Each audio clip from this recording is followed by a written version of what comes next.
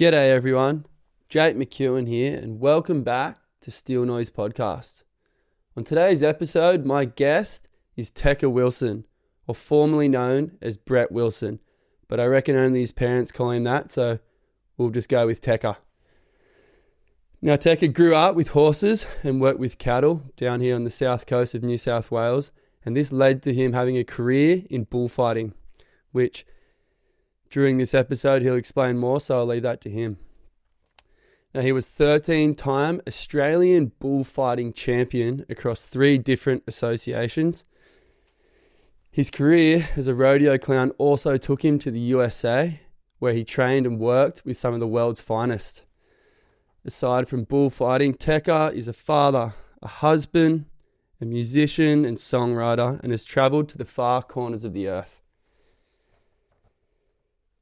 Me and Teka sat in here and exchanged stories for hours, so due to the length of our conversation, I've made this episode in 2 parts. Right now, you're listening to part 1, and I'll release part 2 shortly after, so keep your eyes peeled for that. Anyway, let's get on with it, and I'm going to introduce you to Teka Wilson.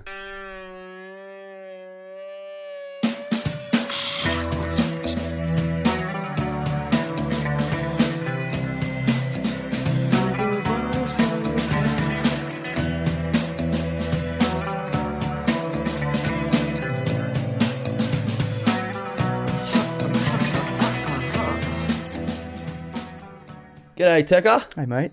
How are you, mate? I'm good. How are you? Good, thank you. Great. Thanks for having me. Yeah. Even better now that I finally wrangled you in and got you in here to come and have a chat. You're a hard man to track down sometimes. Well, it's family and work and life. You know how it goes. Man. How's things in general? Good. Yeah, good. Yeah. Yeah. Well, I'm living away, doing a bit of work away at the moment, which isn't obviously my preference, but yeah, of course. Paying the bills right now, so it's good. That's good. What do you do for work again? Operator. Like excavators. Yeah, heavy machinery. Yeah. Anything that digs dirt or has hydraulics, pretty much. Yeah. That type of thing. Beautiful. All licensed up.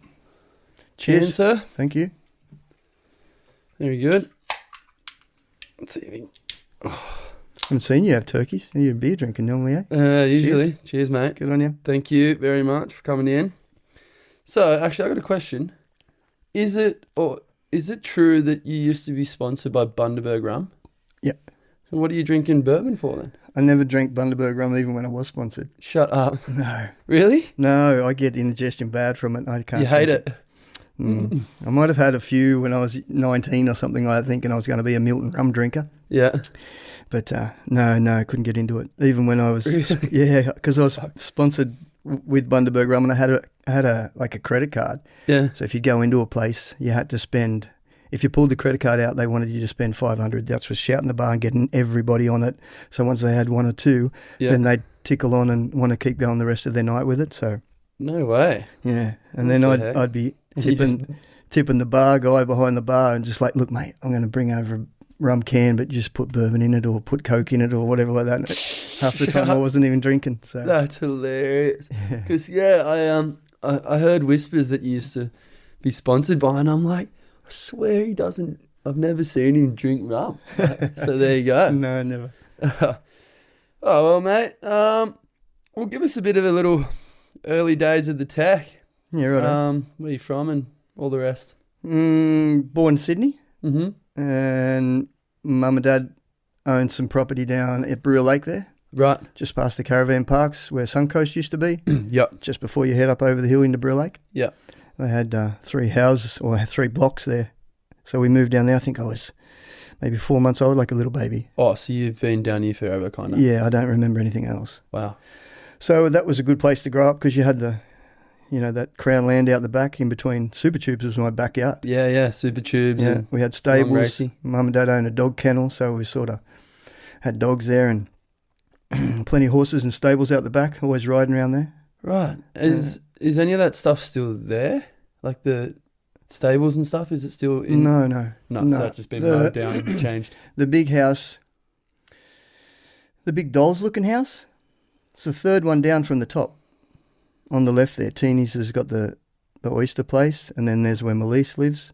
Yep. And then there's a dollhouse looking thing. Yep. Yeah, I got you. That one. And then now Matt and then Matt's Simmy's. Matt and that Simmy's was my grandparents' place. Matt and Simmy's. True. Yeah. Oh, wicked. When they pulled it down, they offered me a few things that were floating around on the ground there. Yeah. Some stumps from an old tree and that, like some memorabilia, so it was cool. Yeah, cool. Wicked. You did schooling, everything here in Ulladulla? Yeah, Ulladulla High, Ulladulla Primary. Mm-hmm. Sort of grew up doing all that around here. Mm-hmm. And it was a good place to grow up. The caravan park was up the road. Yeah. And we had the horses, so, we'd get on the horses and ride down the beach all the time. You know what I mean? That was our thing. Yeah. Go to school, come home, get on the horses, straight down the beach, galloping up and down the beach, living on that headland, the big headland Big there. Supers headland. Is it Supers, the south end? Yeah, in between Racy and Brill, that headland. Uh-huh. Yeah, the Supers. Yep. What's it called? Woodburn or Blackburn or something headland? I don't know. Never knew. Supers. My whole life, yeah. It's Supers called headland. Supers, yeah. Yeah, so I knew that place the back of my hand. And then... yeah, it was good around Christmas time, There's always heaps of people, heaps of friends, heaps of girls type thing. You'd be riding around up the thing and a couple of girls would come up and talk and you'd bring them back and put them on a horse and we'd all go riding. Like, this is below 10, so I was always sort of tried, not tuning girls, but, always had heaps of friends that I'd bring. Yeah, come back and ride a horse. So we'd scoot around. Actually, that's where I met Alison for the first time. Not way. Knowing it, yeah, because her family had a house next to Suncoast Caravan Park there. Right. Or the Suncoast, the shop. Where's she originally from? In Sydney. Up in Barella up there. Right. Yeah. And then, I think because she remembers knowing this kid that had horses and they'd come up and we'd play in the sandhills together and I'd tie the horse up to the tree and we'd, muck about and I don't know if we kissed or anything like that, but yeah, and then we met later on. Yeah. Yeah, crazy. Wow, that's crazy, eh? Isn't it? What a funny little thing that is. And then... So I think I lived there until I was like 10. Mm-hmm. And then Mum and Dad got rid of them 2 houses that they owned and they moved out to Milton, Garage Lane. Yep. Where the lane I'm on right now, but the property was a bit further down the road.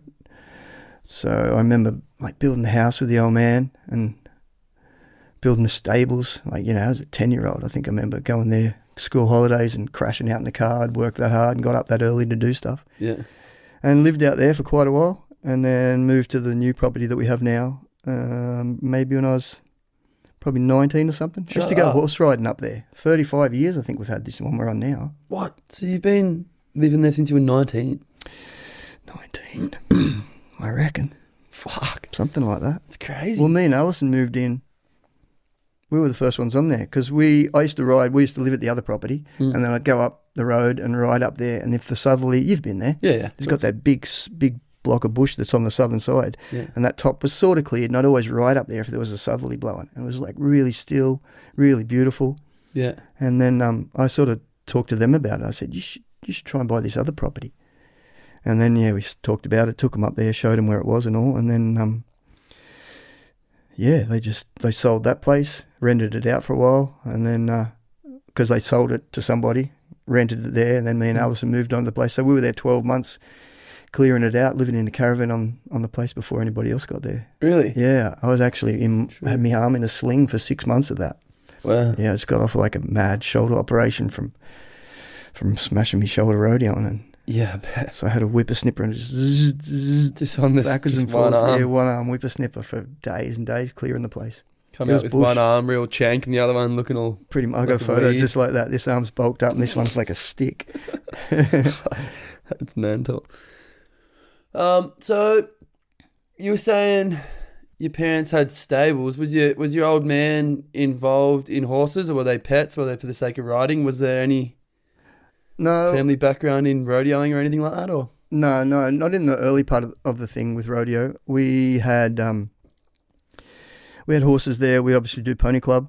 Yeah, pony club was at Milton, so we'd get up in the morning on the Saturday morning, I suppose it was, or Sunday. No, I suppose it was Saturday, and then ride out behind Canberra Crescent up Kings Point, top of the ridge, back of the tip. The old Slaughterhouse Way. Yeah. And then, get to Pony Club and then ride home. So it was like a full journey. And then, they bought a truck or a horse float And yeah, we'd get around the country. I had a really fast sporting horse. Sporting being like the barrel racing and the sporting, the stuff that you see at Milton Show on the Friday. Oh yeah. That going hard stuff. So I had a pony that did that really good. And then we had a few other horses. So we'd go showing maybe 6 months of the year, I suppose. Yeah. Disappear from school on a Thursday sometimes, leave on the Friday, show horses all weekend, trying to get to the Royal, trying to get to Sydney Royal, Coimbra Royal and all that sort of thing. Yeah. So yeah, they had that sort of set up for us. We were always on the road as kids. Yeah, wicked. Yeah, and I had 5 horses by the time I was 10. Really? 4 at least. And just like... a sporting horse, a jumping horse, a dressage horse, and a showing hacky horse, you know what I mean? The prissy stuff that you wear when you're a suit jacket. And oh, yeah. And they got the little bands around there. Yeah, all that. Yeah, super. Oh, yeah. Super pretty stuff, yeah. What about camp draft? Did you ever do any of that? No. Okay. I did it, but I never sort of stuck to it. I went and watched that down at Willinga Park one time. Yeah. That's pretty good. It's good at that level. Yeah. Yeah. That was impressive, eh? Yeah, they're the good ones. And I think that's might have what spoiled me a little bit of the first few that I did were 3rd grade, 4th grade stuff. Okay. You know what I mean? Where, they've got the pins to get around all the trees, whatever, and then they've got to get through the gate. Yeah. And I think, 50 people had gone and nobody got around the second tree. Where you turn up down to Willinga and, 60% of me getting through the gate. Mm. So, yeah, they're the pros. Yeah. Yeah, they're the big dogs. It was fucking hell. It was pretty impressive to watch. Good place down there, isn't it? Yeah, It's so good. Mm-hmm. I rolled down there wearing like me, my like misfit kind of, just like nice sort of black, like kind of going out boots and a jacket and my Kubra, and all the cowboys are just looking at me, just shaking their head like, look at this idiot. Check out this guy. And they're giving it to me. They call me Brokeback Mountain and that. Did they? And then I was just like, look, boys. I know I look like an idiot, but it's the best I can do. Yeah. And ended up like, they were writing me off and I could hear them, and I turned around and I said, look, lads, I can hear everything you're saying. I can hear you rinsing me, and I'm going to confirm, yes, I look like an idiot, but it's the best I got. If one of you wants to trade a hat with me, I'd love to. And then they ended up being our mates. And yeah, of course. Yeah, and they're like, oh, but like they'll fully write me off. Look at this dickhead, Yeah, like, you wheeled them good. That's good. Yeah. But no, it was funny, eh? So we've spoken before. You were breaking in horses, right? As a kid, is that? Mm-hmm. So once I got out the farm. What's involved in breaking in a horse, or like give us a bit of a rundown on what that was all about? Well, I think at the start it was a bit rough. You know what I mean? Where the first lessons I got in horse breaking were a bit rough. You know what I mean? They were rough to the animal. Yeah, okay. Not the nicest. You'd have to. They were teaching you to strap them down, or you'd pull a leg up, or which is a collar rope thing, and it's quite safe. But you got to do it in a sand yard or a round yard, so they don't flipping around. And not everybody's got access to them, so then it turns into a bit of chaos. And yeah, I think that first initial part of horse breaking when you were younger was a little bit, what you want to get on them and you want to buck them out and you got to do this, and it was all tough and manly. And then you figured out that that's really not the way to do it. You can so much do it a lot easier, almost like a hypnotic thing where they're slow and steady and they've calm and you've brought them to you. And yeah. So that's a much better way to do it. And then, yeah, once I got involved in that way, I thought it was a lot better. I've got a mate, Luke, who lives down the coast. I sort of grew up together. He's a wonderful horse breaker. Right. He's been breaking in horses his whole life. That's pretty much been his business his whole life. And he's always sort of told me the little trickeries on things like that. I maybe would have stayed on the path that I was on until these other people, or he showed me a video about something else that was a lot calmer. So okay. So yeah, you pretty much get on them. Hopefully they don't buck too much after you've done all of the groundwork. Yeah. You've obviously, let's say you catch them, the head collars on them, which is normal these days. Most horses are quiet enough as a foal to be handled by people. Right. It's hard. It's rare if you get out to the Northern Territory or something and you're catching 3-year-olds that have never seen a human. Yeah, they're going Then on. It's going to become a little bit rough for the first bit. You know? Brumbies? Like you catching Brumbies? Is that? Well, Brumbies, or mostly just big horses on stations out there. They break in horses from stations. Luke did more of that than me. I didn't break in too many of that type of thing. Yeah. But I mostly had horses that were always handleable from the start. They'd come to me on a horse float. So okay. So you put a bit in their mouth, you teach them how to steer. Yeah. You know, you give them the aids to be able to turn to the left and turn to the right, and a bit of pressure on to back them up. Once you get that done, slowly put the saddle on, get them used to onto their back, you know, a little bit more gentle than the old cowboys used to do it. Whipping them around. Yeah. And like, is it got anything to do with like a reward system? Like with a dog, he does something good, you give him a treat. He does this. Is there any of that going on, or is that horses aren't that way inclined? Or no, definitely there's a reward system, or you know, pressure and release is probably a better word for it. You know, you're pressuring them to do something a little bit, you know, making it a little bit uncomfortable to be over there. So. And then you'll find they'll be spooked with what's going on. And then if you just stand still, sometimes they'll just come to you and it's like, you know, this seems to be the safe spot to be next to this guy. And once you get that little mental problem going on, you know, everything else is a problem over there. The saddle's a problem, the bridle's a problem, something else, the big flag that you're waving's a problem. And then next thing you know, you come in and their head's on your chest and they're like, oh, fix me. They're like, help me. Like, so then you become the safe beacon, the safe zone or something. The better brain. Yeah. Yeah, you know, they figure out they want to do what you're thinking. Yeah, because you're the one that's going to help them. So, yeah, then you get on. Oh, crazy. Let's take them for the first ride. Usually you have another ride with another horse side by side. Hopefully usually there's another person on them. You have to do it two people at that time. And then that's sort of a calming thing as well because they know the horse that you're on. And so you'll be on the round yard for, you know, maybe 3 or 4 days doing that, hour at a time, 40 minutes. And you know the timing thing. Like you'll be on them and you'll be doing something and you'll feel in them that they're done. You know what I mean? I've thought too much. I'm tired now. My muscles might be a bit sore and I'm just like, nothing that you're saying's going in. So you pull up then and just try again the next day or a little bit this afternoon and then eventually you're slowly going and it's a great exercise. It's a great thing to learn. Is it a slow process? Like, does it take?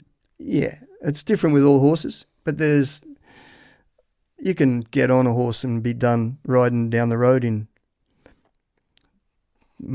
probably do it in 1 day on some rare horses. Right. Very rare. Right. But usually it's a week long or a 2 week long. Okay. 3 week long thing. You know, you don't want to pressure them too fast. Yeah. You know, that's the old school because typically you get that done in the first day. Let's say you're down there, you're riding out on the third day, something's going to fuck up. And, you know, they're just going to freak out and then you don't have all that control that you've just tried to put into them over the 2 week period. Yeah. So that was a good business. I trained little kids' horses for quite a while, which was a good thing. You'd buy them from the sale yards or you'd buy them off people and break them in. And then this is where the treat thing comes in, especially with little kids' ponies. Like little kids are going to fall off. Yeah. Yeah. So hopefully they don't hurt themselves too much. Sometimes they do. But if you can get, like I'd fill my pockets with carrots or sugar or, you know, just some sort of treat, whatever that horse liked. And I'd ride down the paddock and fall off just for no reason and just land on the ground. But then have sugar and carrots in my hand. And then the horse would stop and come to you like, oh, where's your carrot? Where's your food? And then, you know, you do that when the person's going to buy the horse. And then they'd think that, wow, this horse really cares about my kid falling off. Oh, right. He'd fall off and the horse would be sniffing around the little kid. They're like, wow. Right, I'm like, yeah, I teach him to love you. And then you'd sell them off. Oh, that's interesting. This is all like, you may as well be speaking Russian to me right now because this is so far from, I've never had much exposure to like horses. Or just training them at all. Just anything to do with that, yeah. Like that's like, it's just so foreign to me. Yeah, interesting. Right, that's crazy. So essentially you're falling off with a little handful of treats. The horse is coming back and going, oh, he's come off. Which means if I go and be present, I get a treat. Yep. And then he learns that. Yep. And then the repetition, and when the kid falls off, he comes back to check on the kid. Yeah, and the parents are stoked when they see that, and they 9 times out of 10 bought the horse. Wow, sick. Yeah, which is, you know, the horse has been nice anyway, but it's sort of a little bit of trickery. Yeah. I'll tell you a story. There's a lady got this horse for sale. We're at Canberra Royal Show one day, and this old bloke's brought his horse in. Out Yass somewhere, wherever this guy come from, probably even further out. And it's a nice horse. I think it might have got a second place in some event. And this lady's come down. She's got the brand new Land Cruiser, $20,000 horse float. You know, she's wearing the flashiest clothes, the best boots, all, you know, everything that you can see about her is money. And she's brought her instructor with her, and the instructor's got on the horse, and they've rode the horse around. Horse has gone well.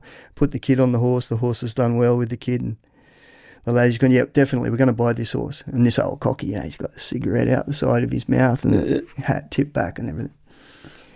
And it's got a head collar on it by then, like they've unsaddled it. She said, I definitely want this horse. My child loves this horse. And the instructor thinks it's a wonderful, wonderful educated horse. So it's a credit to you. How much do you want for it? And he's like, 15. She's like, sold. Signed a check, 15. Yeah. Handed him the check. He's looked at it. He's folded it, put it in his pocket. He's like, you can have the rug and the head collar for that. He was only asking for 1,500. She bought it for 15 grand. Wow. That's some horse people. It just goes to show, is it people who like used to spending money and just like, oh yeah. Yeah.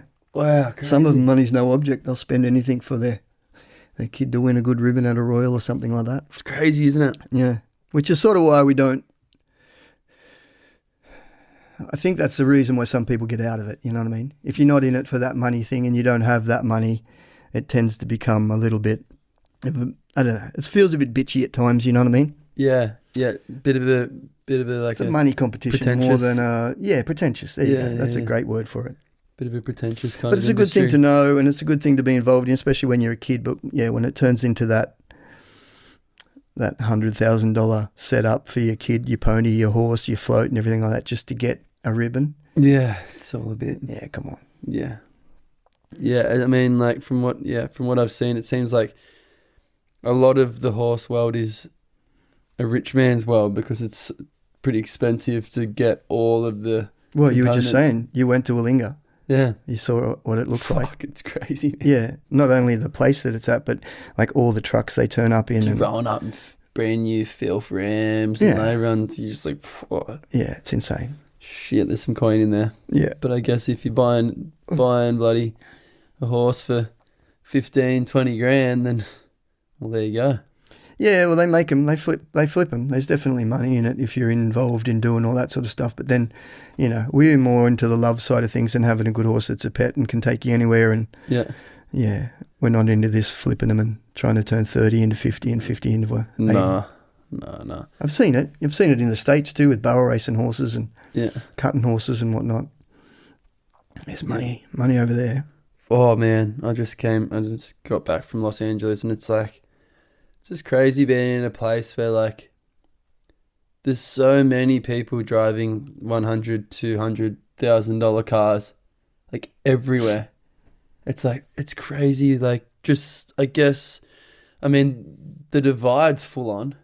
The divide's big. The divide between, you know, you have someone driving along the street in their Bentley and a homeless guy kind of like, all creased up, just shuffling across the street, like all busted up on the fentanyl or something. And, you know, the Bentley's beep, beep, beep, get out of the way. And then just cruising through. You're just like, whoa. Yeah. Look at that. That is just the opposite side of the seesaw right there. That's just the there's a the visual. tip of the scales right there. That's a visual, isn't it? It's crazy. But it's just crazy being in a place where, like, yeah, for a lot of people, money is it's not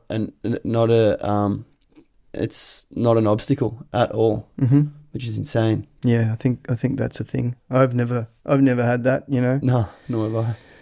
I sort of feel like I want it sometimes, but then I don't know. Would it change the way? Well, it would have.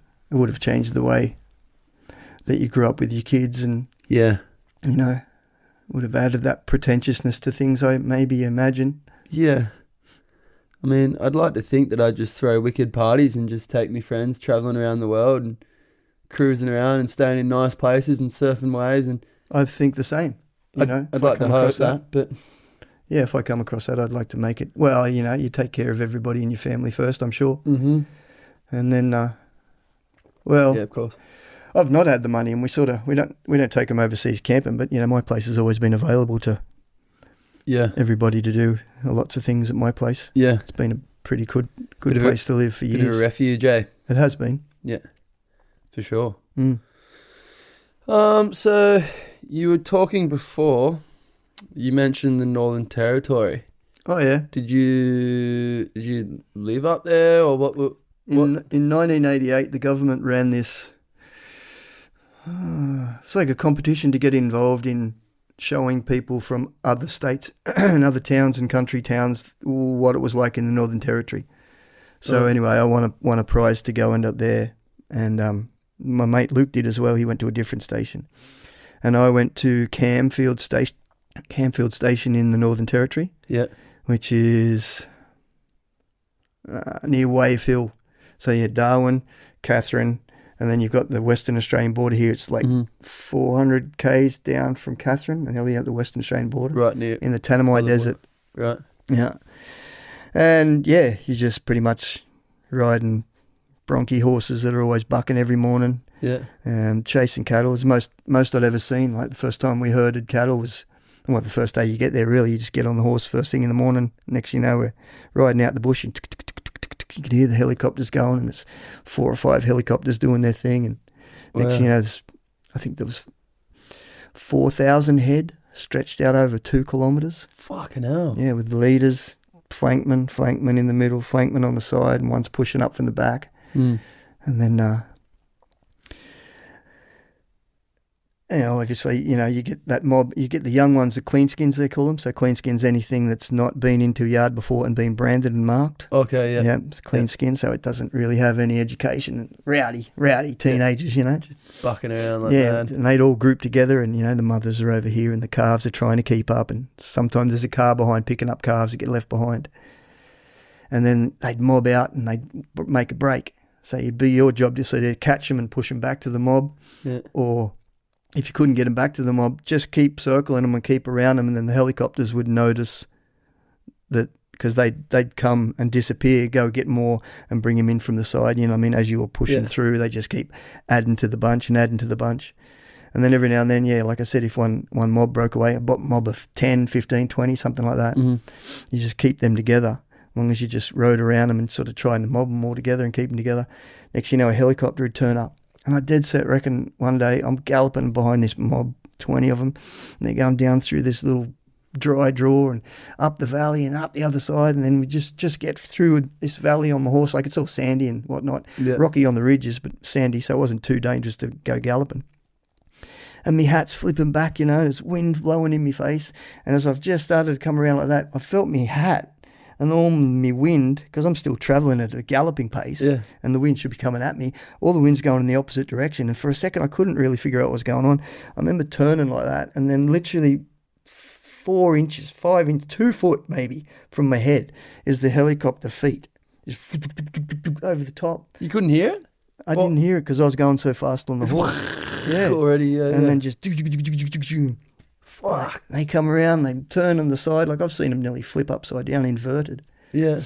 Mob them all together and push them back, and then you work with the helicopter and it's doing its thing at the back, and you're just getting the strays out. Far out. Super exciting. And that's like day one. What? That sounds insane. Yeah. You're going to think I'm a dickhead for saying this, but I got into that series Yellowstone. Yeah, everyone tells me about it. It's pretty good. I have heard. I mean, it's cheesy Hollywood American version of probably what's the reality. But maybe not. I was watching that, and that similar thing. And there's another one, Territory. You heard about that? It's an Australian one. No. And it's based in, you should probably watch that one because it's based in the Northern Territory. Yeah, okay. And it's just essentially it's just like people have this ranch or this station, and then other people wanted to buy it because this is the biggest station, and it's just like this rivalry, and like people are trying to take it, and just the classic. Oh, and it's a real show? No. Oh, it's a movie. It's a movie. It's a series. I think I have now seen that advertised. Now that you're talking about it. Territory's pretty good. Territory's like the Australian version, so of Yellowstone. Yellowstone's. It can definitely be cheesy at times, but it's wicked. It's good. Yeah, no, I've heard everybody said it's pretty wicked. Yeah, it's wicked. It is. Yeah. I mean, like, it's Hollywood's Hollywood, like it's always a little bit of a stretch, but it's a good watch. Yeah. But that's what I've seen. I'm just sitting here right now imagining scenes in Yellowstone. I'm like, yes. Yeah. That actually happens. Wicked. It does happen. It does happen in the Territory too. Wow, that's insane. So then you get them back to the yards, or, they'll funnel in. The laneway you're on's, say 500 metres wide, and then it funnels in until they get inside the yards, and there's just 4,000 head in there, and then you start drafting. So all their yards are set up, so they're all squares around the outside, and you can finally get them into smaller paddocks in the middle, and there'll be a race down the middle, super big round yard, then a race. And once you get to the round yard, there's maybe, the round yard's big as your house, I suppose, maybe a little smaller. Yeah. And then there's all gates off the side. So 10 might come into the round yard. Yeah. And then everybody's got a gate. So there could be a cow, a female heifer, 2 clean skins, and a bull, say. So the bull goes there, the clean skins goes there, the calves go here, you know what I mean? You've got to separate them and draft them all out. And that's where, okay. So that's where that drafting actually comes into. No, we're doing it on foot. We're not doing it on horses. There's a guy out there doing it in the big paddock, pushing them through. But we do all of our drafting like that, or on foot in the round yard pens, so it can be a bit more selective and then they get them into their right pens. Right. How old were you when you were doing this? I reckon it was 1988. So I think I was probably 17 or 18. Yeah. 17. Is this before... I'm not quite sure the terminology to use, actually. Is it bullfighting or rodeo clown? What? Well, you're a rodeo clown, but you're bullfighting. Okay. You're fighting bulls. Okay. No, that's pretty much where I first started it. Yeah, I was going to say, is this where it began? Well, that's what happened, because and it was in them drafting pens, because we'd done the drafting, and over there was there was all the calves, so like baby calves. Yeah. Yeah, from this big to this big, whatever. Yep. You know, and then somebody had fucked up, and then one of the bulls had got in with the calf, and he's a big gnarly bull, one big horn, the other one snapped off, so I don't know how he broke it off. You know, it'd been broken off years ago, and he just was sitting quietly in the corner. And then we must have been drafting for another 3 or 4 hours. Super hot up there, you know, you're sweating, there's dogs running around and horses running around. And I'd sort of done a little bit of movement, you know, you got to dodge a few around gates and stuff like that. And I sort of had, and I was always athletic. I played touch footy, you know what I mean? I played league. I was always pretty quick runner, naturally fit type person, you know what I mean? So I was already on that sort of, no, not level, but you know, I wasn't scared of it anyway. Yeah. Anyway, we turned around and someone's yelling out. One of the stockmen's yelling out. And as I turned around, this big bull with one big horn is just lifting calves, just walking into them and putting his horn under one of the belly or the back leg type thing, and just tossing, because he's got the shits. I think one of his cows had been coming through the round yard, and he was probably wanting to come back and be pushed in. So anyway, that's what happened. And I just was fucking, and I'm telling you, they're cartwheeling like a seal getting hit by an orca. Fucking orca, yeah. You know, that, like that picture. Round, fly, and then doom, it'd land on the fence half, breaking its back, and like horrible shit. Like fucking him up. Like killing him. Fucking hell. Killing me. If it didn't kill him with the horn, because he wasn't stabbing them, but he was like hurling them that hard that they would have had some sort of internal injury. Like, they're just not that big. Anyway, 1 goes, 2 goes, then, well, the 2 had already gone before I got notified about it. So I've left my gate, jumped over this other guy's gate and just ran straight in. And I remember just like running straight up as he's about to do the next one, and just going smack, slap, did whatever I did, and dragged it away from the cows almost to the gate, climbed up on the fence, jumped on the other side of the fence, opened the gate and put it in the round yard. Yeah. And it, like, just before I'd even realised it had happened, I did it. Nailed it. Yeah, nailed it. Like, lucky, because you're fucking 500 k's from a hospital, so lucky I nailed it. And yeah, that happened. Sorted him out, got him back into his right pen. Calves were safe again. And then one of the stockmen's come over. He's like, "Fuck, you done that before?" Holy shit! I'm like, no, I did that out of sheer fucking anger, I think, mate. Yeah.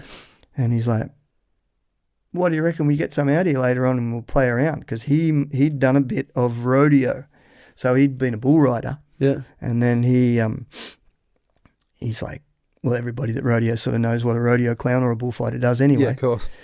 So yeah, we didn't even get bulls. We just got spayed cows. You know what a spayed cow is? No. They take the ovaries out of them so they get fat. So girls? Yep, girl cows. Yep. And they'll slice near the hip bone. They'll, almost like a carpet cutter. They shoot them full of... Actually, I don't even know if they were using painkillers back then. They probably were, but I didn't see it.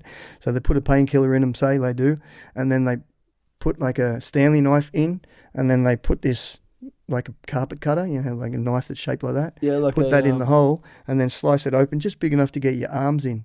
And then you hold in this hand as like a pair of scissors, but they go down like a long cable, so there's little nippers at the end of them. Right. And you put your arm in, and you feel over the top of one of the stomachs, I suppose, and you go down and you find where the ovaries are, and then you find yourself, you come down this tube and you find the little ball at the end, and you've got the scissors, and you snip the ovary off, and then come back to the other one, snip the ovary off, and then you've got 2 ovaries in your hand, and then they'll put some paint, like antiseptic in there, and then stitch them back up. Yeah. And then they can't have calves, so they go out, I think, for another 6 months or 12 months, and then they just come really fat, and they sell them to Malaysia. For meat? For eating? For eating. Whoa, that's pretty hectic. Isn't it? Fucking hell. Yeah, I hadn't heard about it until I went there. And this is, don't forget, it's 1988, so things may have changed and laws may have changed for, I don't know, healthy reasons or... Do you eat meat? Beg your pardon? Do you eat meat? I do. Yeah. I'm just wondering, like, if being in that world might have maybe turned you off eating meat, or like, I don't know. No. Did you ever see just horrific shit and you were like, oh man, this is too much? No. I suppose it's a different thing. You're not really seeing the actual slaughtering process, really, are you? No, I've never worked in a meatworks. Yeah. I've shot some things, and we shot cows there that we ate. Yeah. So we'd shoot them and then skin them and then quarter them and cut them up and hang them and, do all that meatwork stuff. You've done all the skinning and cutting up before? I have. Yeah. Cool. Yeah. Oh, that's pretty wicked. Wow. Yeah, but just to finish, so he brought in some spayed cows, and they had horns, but they weren't, you know what I mean? They'd been tipped off, so they were this type of thing. Stub sort of, yeah. 20 cent sort of round. Yeah. And sort of bird off. And then, he sort of stepped around, and he showed me a few little moves, and I was like quick enough to do it. And it was pretty exciting and good fun. And then never really thought about too much, and then finished the trip up there, came back, and sort of got involved in fighting bulls a little bit. Because when we were showing... Down here, yeah, because we had a local rodeo at the show. Yeah, the Milton Show, yeah. Yeah, and then we used to have an Easter rodeo at showtime as well. An Easter rodeo. Where was that? That was at Milton for years. Oh, so there was 2 shows. Yeah, there was show rodeo, which is the one that everybody sees that comes to the Milton Show. Yep. Which is a pretty amateur little, just a wild little event. Mm-hmm. But then we'd have the pros. I think in 80, could have been 88. In 88, we held the national finals rodeo, or the qualifier for the national finals. Like everybody that was a superstar turned up at that show. That's one of the first rodeos I went to. But to go back, because we were showing and doing, I did dressage on the Friday, and then I did show hack riding, all the prissy stuff with the jacket like I was telling you about. And then the rodeo would be on Friday night, and I'd say to Mum, this is potty ride. I'm like, come on, I want to go on the potty ride. No, you've got your champion boy tomorrow and you've got dressage. And she never let me for so long. And then it must have been like in the last year that I was able to get on. And she's like, yeah, right, okay, you can do it at your own local event. Yeah. So, and it was good prize money too. And I remember going in the event, and when you're a potty ride, you hold with 2 hands. Yeah. I remember holding on and your legs are strapping, and I felt like I did it so easy. Yeah. When you go back and see the old video, like it was not bucking, but doing more than a potty ride should do. Giving you a belt, yeah. And it felt like I could have took my hands away. Yeah. And I won. I got first prize. And the Mum's like, How old were you? I reckon I might have been 10 or 11, say. Yeah. I think it finishes at 12 potty riding, or it did back then, so I reckon I only had 1 more year. Yeah. So and then I think, Mum being, because we weren't the richest, everything, all the prize money that I won went back into paying the entries for the next weekend and paying the fuel and all the rest of the stuff. And she was like, hang on a second, this might work. Hang on a second, this guy just won $75 for 8 seconds work. Hang on a second. So then I was allowed to ride in all the rodeos. Fuck, how good. Yeah. And that's how, so you've gone, that was your introduction to rodeo, bull, just that was the introduction to rodeo stuff. You're always more like horse orientated before that. Yep. I always saw it and always watched it and always had a good seat for it. So I was always interested in it, but never really, I didn't seek it out much because I sort of wasn't allowed until I was over 10, over 12 maybe.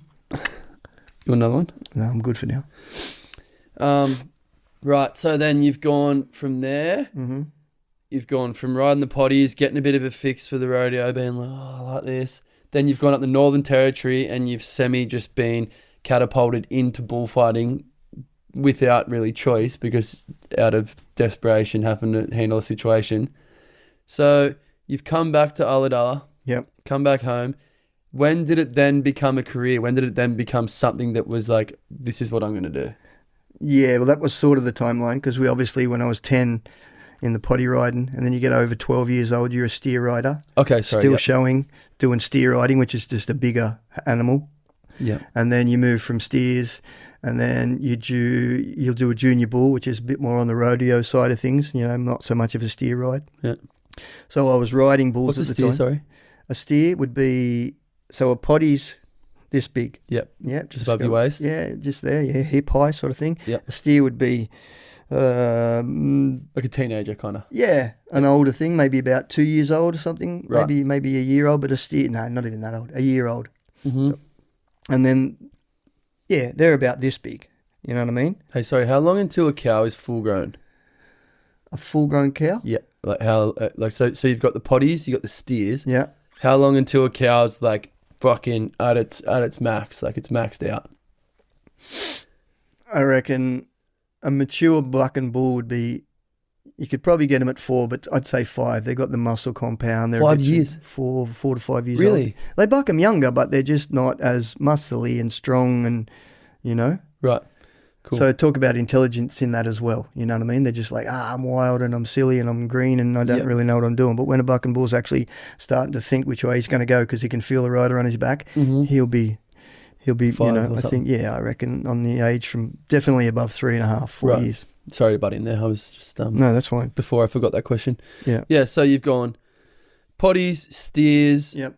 Junior bull. What was it called? Yeah, junior bull. Junior then I bull, joined the circuit. And apart from just going to shows, then there's another rodeo circuit, which is like a complete just rodeo stuff. Then I started to go to that as well. So you started riding, huh? At probably the age of 16. Yeah. And then, did around that. Just as fun, trying to be a bull rider, trying to figure out whether I was going to go rodeoing. And I rode bareback and I rode saddle bronc and I did other things as well. But, the bulls were the main interest. It's the most exciting thing. Do you mind explaining those two things? Sorry. Bareback? Bareback is what? Nothing. You're just holding on to the grip. It's called a riggin. So it's almost like a tiny little saddle. And there's like a suitcase handle, really made out of rawhide, hard leather. Yep. And you wedge your hand in it and you wedge it in. And you're wearing that big glove, eh? Yeah. Wearing a big glove. I don't know. You have to wear the glove, it tears your skin. Yeah. And then, so you ride and you'll see when the horse bucks, you've got to get into a rhythm. So as he bucks with his front feet down and he kicks out the back, your feet are on his shoulders. Yeah. Yeah. And as he kicks out at the back, you just like you rake up through the shoulders like that. So you've got roller spurs on. And then saddle bronc is sort of the same position, but you have a saddle, your feet are still going in front of his neck like that, but they rake back towards the back of the saddle, not just up towards you, because you pretty much, if you bareback like that, you pull them back almost to your crutch. Right. Straight up the neck. And then when you saddle bronc, you're here, and then you sort of like turn your foot to the back. So there's 3 different styles. And then you got to have a saddle for that, and you're like, there's a lot involved. Yeah, fucking hell. So which makes it, I think that's why a lot of people just start, if they're not scared of bulls, with a bull, because you just have a rope. That's it. A rope and a bell. And is there nothing on the bull's back? You're just wrapping your bare carcass straight over the top of its back? Yep. Holy shit. Yeah, nothing. Well, you might have a little pad that goes underneath your hand, but I never used a pad. I might have used them a couple of times, but I didn't have one, so I didn't use them. Shit, man. So you've gone doing that, and then how old were you, do you reckon, when you started riding? So I probably did that from 16 to 18, 16 to 17, hit the territory at 17. Yep. Did that little bit of fighting for a bit. Yep. Come back, did the circuit, back onto the Southern Zone circuit, which is from, let's say, the border in Victoria to Wollongong. Okay, Yeah, a little bit to the west, that sort of thing. Crookwell, Crookwell, Wagga, you can imagine that sort of area. Yeah. So I was on that circuit. And then I got hung up. You know what a hang up is? So if I'm riding with this hand and we pull the rope up, rope comes across and do whatever like that, technically once the bull happens to buck and does its thing, if I've ridden time, I should be getting off that way because then everything comes undone. Mm-hmm. Yeah, the rope just comes undone. But if I fall off to the opposite side, if I'm right-handed and I fall off to the left-hand side, tensioning it. Yeah, my hand turns over and I can't get my fingers to come undone. Oh, fuck. So you actually stuck to them. Okay, so you got the rope coming across your hand. If you come that way, it just slides out. If you get ripped, you get your hand stuck between the animal's body and the rope, and you're just fucking locked in. And yeah, because your fingers don't want to come out. Yeah, because they're stuck under the rope. Yeah, and usually by then you're putting fucking tension on and it's dragging you around and you're just like a little anchor. Shit. Not even an anchor, what would you call it? Like a lure flying around on its back. That happened to me a few times. I wasn't, you know what I mean? I was green at it. I didn't really know what to do. And then when I got hung up the first time, I didn't do anything to help the bullfighter. Not that I was the bullfighter, this when someone else was the bullfighting. Mm-hmm. And then he didn't tune me, but he's like, you got to do this, you got to get off your rope, which is mean don't drag on your hand, try and pull yourself up. Yeah. Don't be just dragging around on the ground.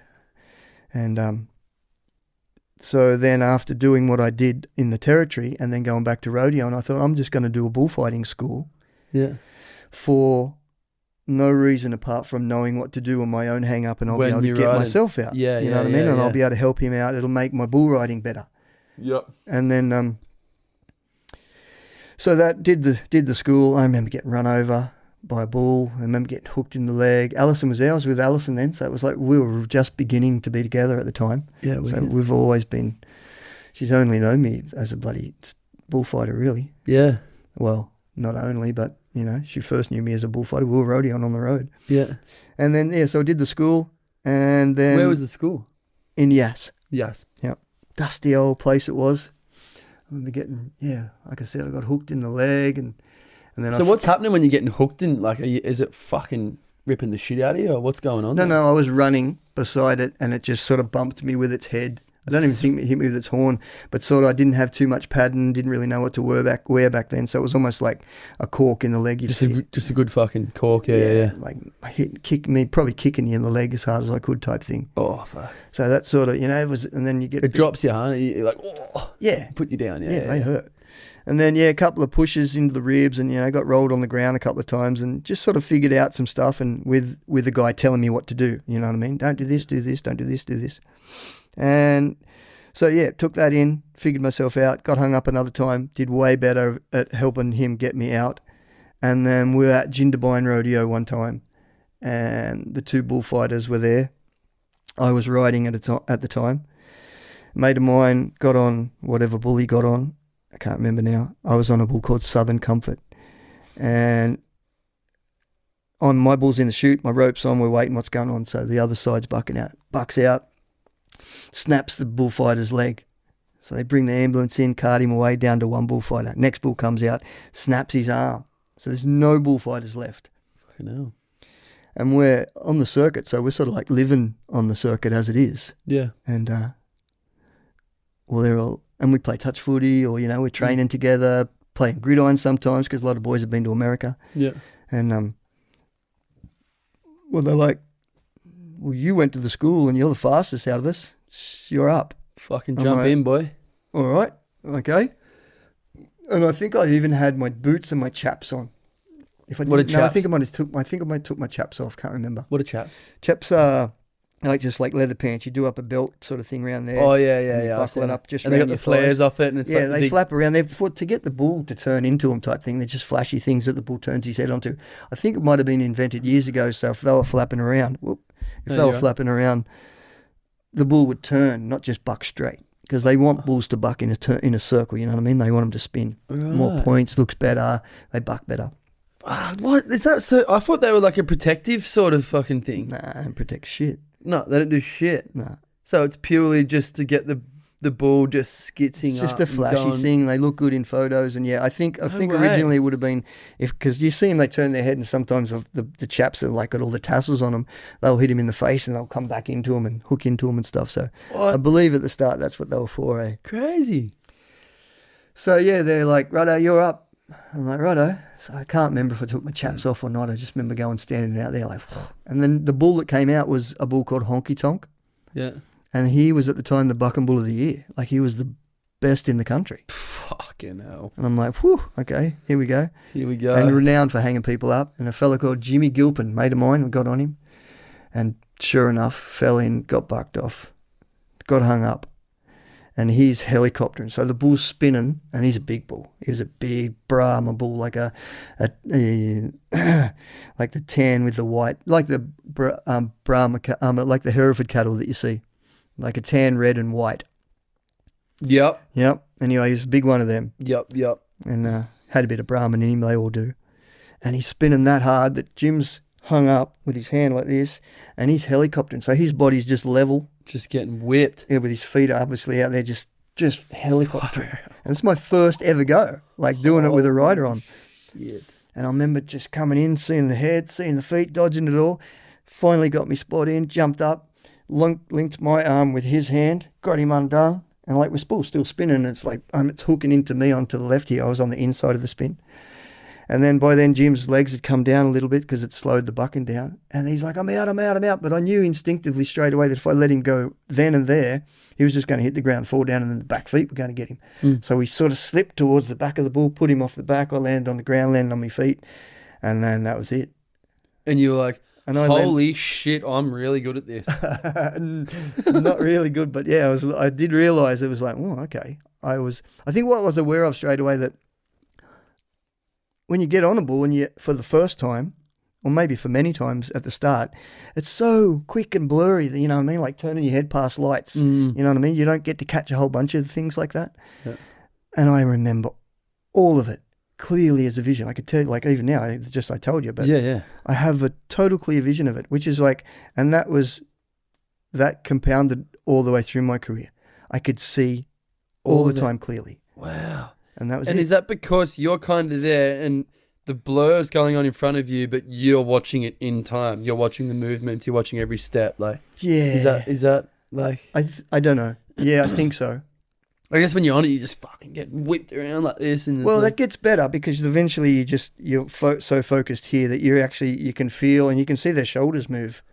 So you know which way they're going to go. Once you get better at it, you know what I mean? Yeah, that focus turns to being a bunch of lights and a bunch of chaos with it feels like your head's flopping around to just zoop, and it focuses into their shoulders and you can feel which way they're going, that type of thing. So it does change and get better. Like, you know, I imagine surfing the same. Yeah. Yeah. Got fucking, becomes a bit more instinctual, eh? Yeah. Yeah. So that definitely happens. But, so yeah, that was the first go. And then I did the rest of the ride. Jumped back on my bull, I think I bucked off my bull, and then did the rest of the rodeo, and then went home. Didn't really think much of it. Just was sort of like, well, I wonder what they're going to do. Who's going to fight bulls next rodeo? And then get the phone call. Hey, Teka, we need help. Guess what? Wait, you're the Southern Zone bullfighter now. I'm like, righto, okay. And what, you just took it? You're like, all right, fuck it, I'll have a crack? Or were you like, oh, let me think about it, I don't know? No, I was in. I enjoyed the day. I enjoyed the rest of that day. And I was pretty good at it. You know what I mean? So like I said, you continued for the rest of that day to fight bulls? Yeah. Because there was no one else. So that was your first one, that fucking gnarly on if you mate where he's helicoptering. Yeah. And then how many more, like? Oh, maybe, let's say, I was in the last round, so there would have been maybe a dozen more. Yeah. Not many more. It was nearly over. I mean, a dozen's still... Yeah, a dozen's still a dozen. Especially when you've never really done it. Yeah. But anyway, that's what I got through the rest of the day. And I remember doing a few other things, no other hang-ups. Maybe a few little, what would you call them, like a save. If you fall off near them, they want to run you over. Yeah. So you get in, you get there, you're the movable decoy, you catch them and drag them in the other direction away from the rider. And I think if you were to take a picture, same as the Milton show that I did it in the same sort of time frame, if you were to take a picture of the way my body shape was in them earlier days, it really didn't change much towards the end. So the whole dynamics of the way my body moved around them, I just got better at it by figuring out how their body moved. Yeah. You know? So instinctually your athleticism was enough. And then the way that you improved and got better is that you learn more about them rather than learning more about your body and how to adapt. You already had that instinctually and you got better by learning about how they move instead. Yeah, I might have changed a few moves of the way that I would have turned into things, but yeah, the learning came. Well, Alison Alison was the teacher. We bought a video camera way early, and we had like the big handy cam things. You've seen them, yeah. So we had one of them. As soon as I started fighting by myself, we had a handy cam, and Alison would pick up the best spot on the radio, and she was a really good videoer as well. All over it. Yeah, and she'd video that, and we'd go home, and I had 2 TVs and 2 video players. And you just watch it. And I'd put a video player in of the American guys that I used to watch, and then I'd put in join the handy cam to the other TV, and they'd be both running at the same time, and I'd be just watching backwards and forwards, like figuring out, look where his feet are here, and look at the way the bull's shoulder is, and then we pretty much figured it out together. Fuck, that's cool. Yeah. Just quickly, because we've been referring to Alison a lot. Allison's wife? The girl I met when I was 10 years old on the beach. But yeah, we met again. Are you guys married or just? Yeah, we've been married for 36 years. Oh, don't fuck that up, Teka. You get a backhander when we go around there later. Boom. 36 years. Yeah, 2 kids, Danielle and Shayna. Yep. Which they're amazing. They both still always around, always been... they were on the road with you, right? When we were rodeo? Yeah. Yeah. Well, all this early stuff that I'm telling you about, we didn't have kids. Yep. We were unmarried by then. Yep. So 18, 19, and then I think we were married at 20, maybe 21. You got married at 21? Yeah. Holy shit. How old are you, if you don't mind me asking? I'm 55. 55. All right. Well, it might be 56. I was born in 1969. I'm not doing I'm not on doing Sunday. That. You do it later. Yeah. So yeah, and then that was it. So that became the job, and then you have a partner that you work with, which you sort of get into tune with. Yep. But yeah, the learning. A partner is in like a bullfighting partner. Has to be 2. There's always 2. There's always 2. Minimum of 2 in a rodeo, and I think where you get to the bull rides that you see on TV these days, there's 3. There's 3. I've seen that. Yeah, I was gonna say. I swear I've seen a video of it with 3. Yeah, 3. So yeah, you just figure out their dynamics. And if I could quickly explain it, I suppose, let's say a bull's just hunting you down. Forget the rider for the minute. They're just chasing you. They're after you. And they're still bucking sort of at the same time because they have a flank strap on. And the flank doesn't hurt anything. It's not tied to their nuts or anything like that, which is a fallacy, a whole bunch of thing. It's just a pretty loosely draped rope, and it gives them the ability to... They want to buck up. They don't just buck out and buck flat. They buck up and arch their back away from the rope type thing. So it helps with that. Why do they buck? Why do they buck? Is there a rope around the nuts? No. That's not true at all. Oh, no. There's no... That's a complete bullshit. 100% bullshit. I've never seen a rope around anything's nuts. Shut up. But like, who's spun this? Who's come up with that? Like, I've always just assumed, the poor bull, he's got a rope around his nuts. No wonder he wants to kick it off. He's fucking... Yeah. No, it's his not gonads are just getting it's near where they are, but it's definitely... It doesn't even touch them. So they're bucking just because of the discomfort of having a weird rope on and they just want to get it off. Yeah, imagine if we had Dutch sitting in here and we just put a rope on his back.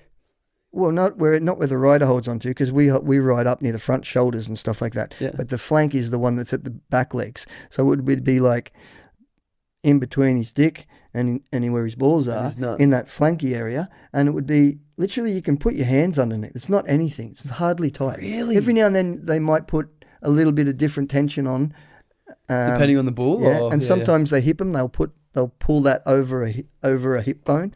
Right. So one leg might be wanting to that's uncomfortable on that leg, which gets them to turn to the left a bit better. Okay, yeah. There's a little bit of trickery to that sort of thing, but yeah, there's no pain in a flank. I've never seen an injury from a flank. Wow. That's so interesting, because I've always been under the impression, and everyone I've ever spoken to, every time that we've ever watched any sort of rodeo, everyone's just like, they're going skitch because they're trying to get that rope off their nuts. No, they buck because they want to buck. They buck because... If you see that bull buck, the guy that owns them tested 100 before he got that one. Right. Yeah. Okay. So if you see something buck that's on TV, it's taken he's been filtering for years to get the bucker. Well, even that year. You're cranky. He got through 100 before he found that one that could buck properly. Yeah. Like, it's a big breeding program now. Wow, far out. Okay. So to go back to the dynamics, if he's chasing you or hunting you down type thing, and he's bucking sort of at the same time, or even really running.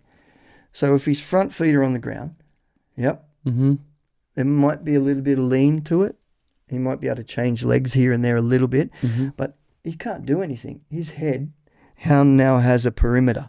He's locked into that perimeter because his front feet are on the ground and his back feet are in the air. So he can't really do anything except he can't go anywhere. Them feet are planted pretty much. There might be a little bit of movement, a little bit of lean, which will give you an extra 2 or 3 inches here and there. But until them back feet hit the ground, I can be millimeters with my face on him, with my back on him, with all that sort of stuff.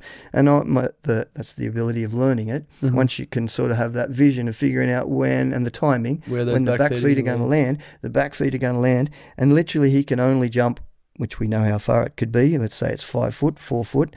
Then front feet are going to move, and he's probably going to drag you into some way. So I'll put him in a way that's harder for him to get to a better position, and then slide out.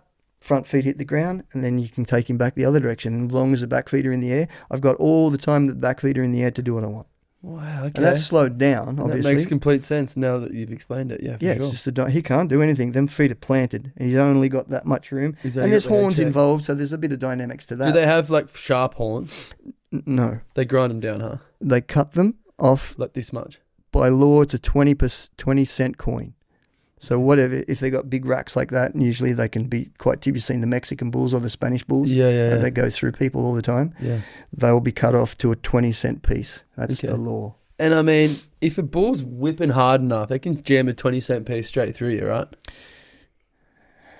No, I've been hit quite hard, and all it does is give you a mega fucking bruising, break bones and tear skin. Shit. Yeah, they fucking hurt sometimes. Oh, I've literally walked out of the arena feeling like I was crying, eh? Wow. So, so this is when we've gotten into bullfighting, right? Now, when was the point that you went to the US? You lived in Texas, correct? Yep. And you did how long there? 3 months. And was like, I mean, shit, I'm sure you got some crazy stories from there. But so, why did you go there? Well, I think it's the rodeo capital of the universe. Yeah, it is. It's a proving proving grounds. Yeah. So you went there to fucking show. Well, if stamp your ground. It would have been terrible to get to the end of your career and not know where you sort of stood in like a world ranking, or at least got over there to see it.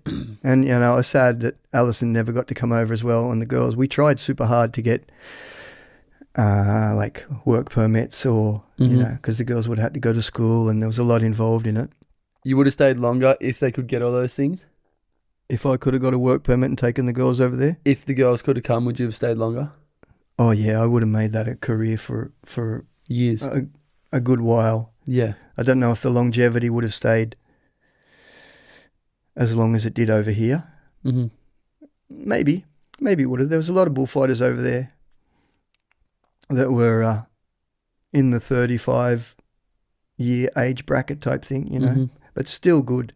Like they're a bit, I think they're quieter. Once I got over there, I figured out that the bulls over there are not as savage. Not as cranky? No.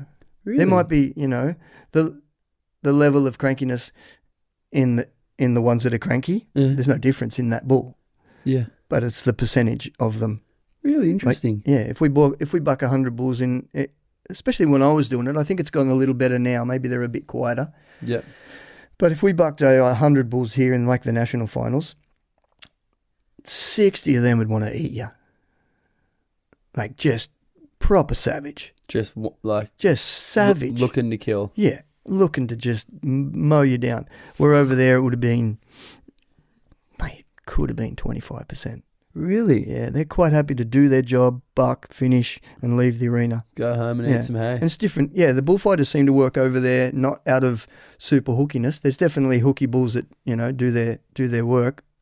But yeah, the main job of them bullfighters pretty much nowadays is hang-ups, and, obviously if a rider falls right in front of one, they're still going to mow you down. That's their game. Yeah, they're just charging along, huh? So yeah, I just think that they claim their ground. That's what it is. A bull? That's what I think it is. Yeah, they're just dominant over the space that they own. Right. Yeah, especially when they get out into the arena like that. Yeah. Like if I was to say it, let's say the bull runs out into the arena, he's bucked his rider off, everything's safe, rider's got back to the chutes, but he's not going to go back to the catch pen. Catch pen means where he goes back out the back. In order for me to get myself in a position to start the fight or to turn him, so I come around him and slowly and drag him by doing circles around him until I get him to the catch pen. And then he realizes like, oh shit, I'm in the catch pen. Oh shit, this guy just tricked me. Because he was so focused on trying to get me. Yeah. I can walk across the arena if I'm meek and really soft. I can fold my shoulders in. I can not look at him. Like pull your hat down over your eyes a little bit like that. Yeah. Not really pay much attention to him, and you can get around. And then all I'd have to do, once I was in the position where I wanted to start the fight from, it's just stand like that. Like, fucking come on then. Just show your chest, lift up and look, and they're just like, fucking let's go. Yeah, I'm on. Let's go. Let's fucking have it. Yeah, they're super smart. Wow, that's crazy, man. What the fuck? Really smart. So what, you did 3 months there? But you just went, like, was there like a scholarship or anything, or was it just like, I want to go over there and put my skills with the big hitters and see what I got? Yeah. That's what it was. That was it. It was proving grounds. I wanted to know how I could do over there, and if it worked out good and I could get the family back and we could get work permits, we'd try and make a go of it over there. Yeah. And at the time when I got there, which was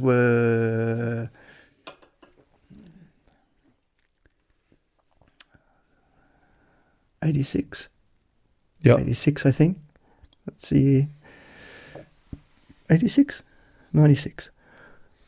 Shit. Anyway, it was the year Shane was born. When I left... 96. 96. When I left... 86 is way too early. Yeah. When I left, Shayna was crawling. And when I got back, she ran at me down the airport. Far out. Yeah, it sucked. Yeah, that would be heavy. Yeah. But anyway, I never got to go back, so it didn't matter. Yeah. We were home then. So 3 months, and like if you're going over there to do that, yeah, because you're bullfighting, you're getting paid like straight away. The second you jump into that arena, you're getting paid. Is that how it works? Yeah, as soon as you get a job. Okay. And they didn't give me a job to start with.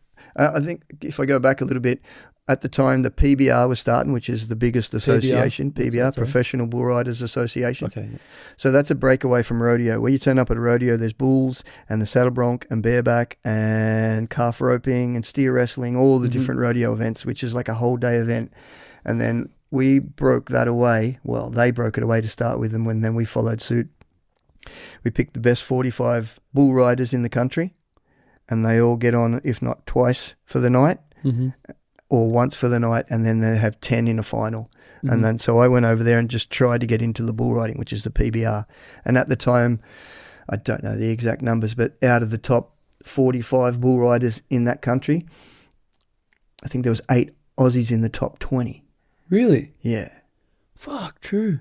Troy Dunn. So Aussies are wicked at riding bulls then? They were then. They still are now. There's a bunch that are over there that are still in the PBR circuit and the PRCA, which is the rodeo circuit. We definitely hold our own. Yeah. Troy Dunn, he won a PBR title. Queensland fella, big, solid bull rider. Big lad, yeah. Big lad, yeah, heaps. Dean Pace, Scotty Doyle, Ted Noose, like all that whole rodeo. That's back in the day. Jeez. Wow. So yeah, they were on the circuit, and then I went over there.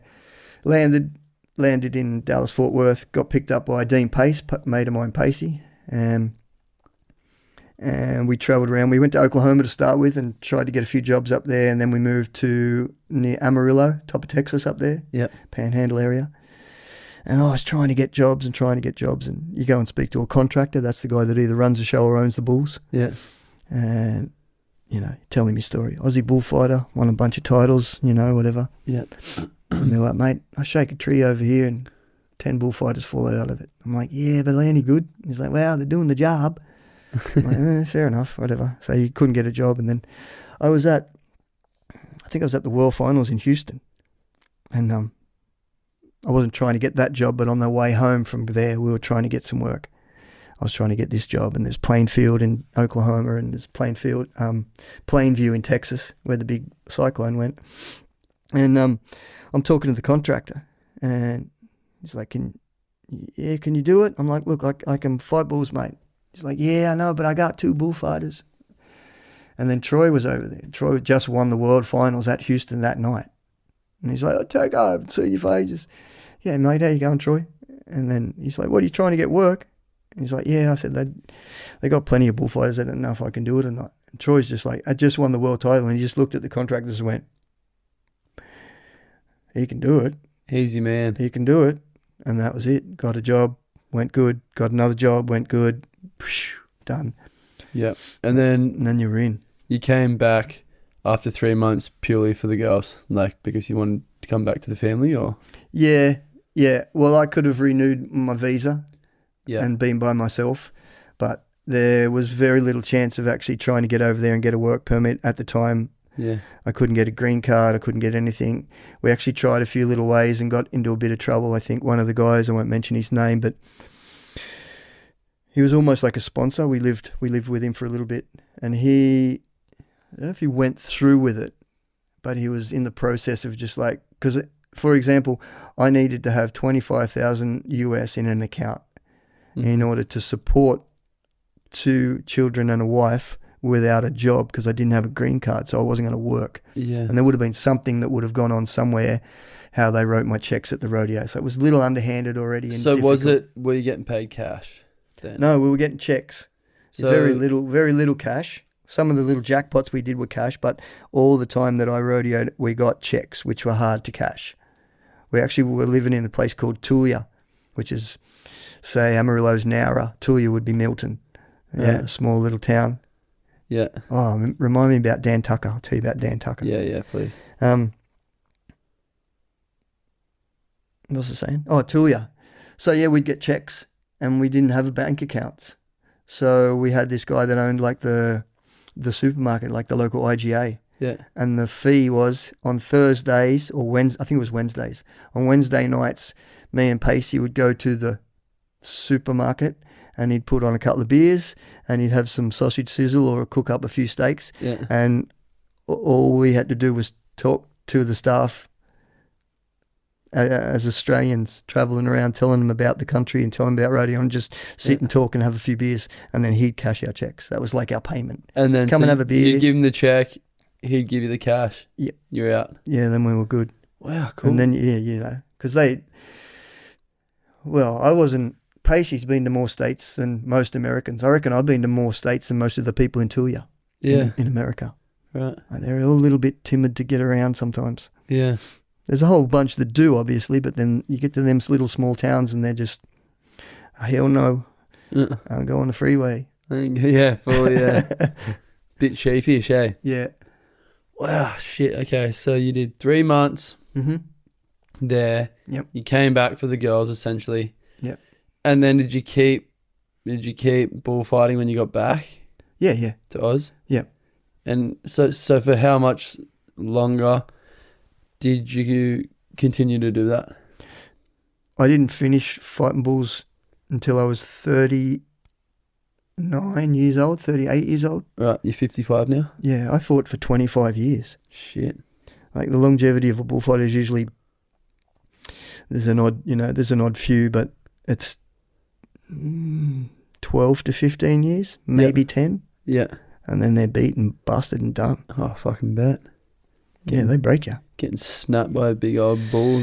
Yeah, it doesn't look like much sometimes. You sit on TV and, you'll see the bullfighter get thrown or you see the rider get thrown and it sort of looks like it's all good. But, 9 times out of 10, you've just cracked a rib or, you've dislocated a finger. And you've obviously had some pretty wicked injuries, huh? In 25 years? Yeah, I've had a couple. Give us the run through. Or just a few. Just some of the crackers, some of your worst ones. Some of the worst ones. Yeah. One of the worst healing ones was one trod on my foot one day, and then as he trod on my foot, he lifted me up, so it sort of stretched me out and broke, 3 across here, and then the big toe. Yeah. So that's a shit one to heal from. You know what I mean? You're got to walk around. Yeah. Jindabyne rodeo in, I don't even know the year, whatever. Fighting this pretty quiet bull, not hooky at all, like he'll blunder over you. And then I just made the wrong move, and pretty much as he swinged his head super hard, I ran in and he hit me in the chest with his horn. And I used to wear like a full, like a motocross brace or pads underneath it. It's just disintegrated and broken into pieces and flew out of my shirt pretty much. I've hit the ground and just like, and so instantly weird. As I'm breathing, I cracked my sternum straight down the middle. Holy shit. Which is, if anyone doesn't know what the sternum is, that's what the ribs are all held together in the middle. It's protecting your heart. So it's keeping your heart in, yeah. And then, so I've hit the ground and just laid there for a second and then thinking about rolling over. And he's that quiet that he didn't even run over me. He just sort of turned to the right, but he was still bucking. And as he come down, his foot just hit me here and pushed over to the side. Again, so you got... Right on the same spot. Wow. And broke... What? Broke... I don't know how many ribs, 4 or 5 ribs on one side, maybe something here. One of the ribs spiraled round, a spiral fracture through the rib into the vertebrae type thing, which fucking hurts so much. And I'm laying there on the ground, just with no inclination whatsoever to breathe in. Just like, I can't breathe. And my partner, Mick Johnson, he's come over. And he's trying to talk to me. And as he's talking to me, I remember just sort of reaching up. I think I grabbed his mouth or grabbed his head and pushed his mouth under my mouth to talk as he was talking. And I think he just blew air into my lungs and it felt like a Coke bottle. I'm sure it was Mick. It felt like a Coke, you crush a Coke bottle and you blow it back up. Pop, pop, pop, pop, pop, pop. It felt like all my ribs and shit were popping back up and then I could finally breathe. And it's terrible. Whoa, so I sort of tore some muscles off my spine and had a bit of a kidney belt brace bracket thing on my back. Alison was pregnant at the time with Danielle, and we had a big F100 or F150, maybe the F100, huge big 34-inch tyres on it, you can imagine. Big truck, yeah. Yeah, we're on the way home, we get a flat tyre, and I'm useless, you know what I mean? I'm standing there with my hands in my pockets trying not to move me back. Yeah. And Alison's out there just lugging these tyres off with 8-month belly. Holy shit.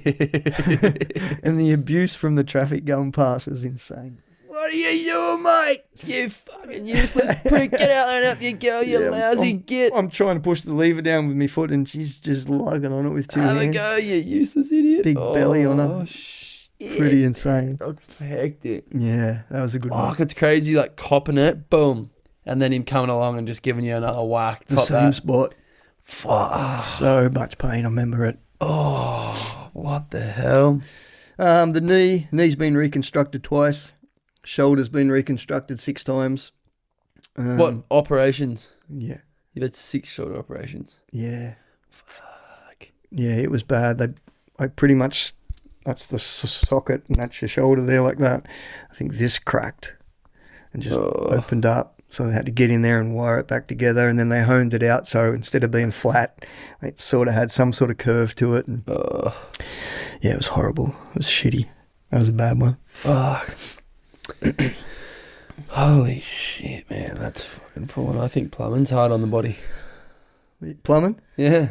Like, geez, plumbing's a bit hard on the body. I reckon getting belted by a bull over and over again would probably take the cake, right? Yeah.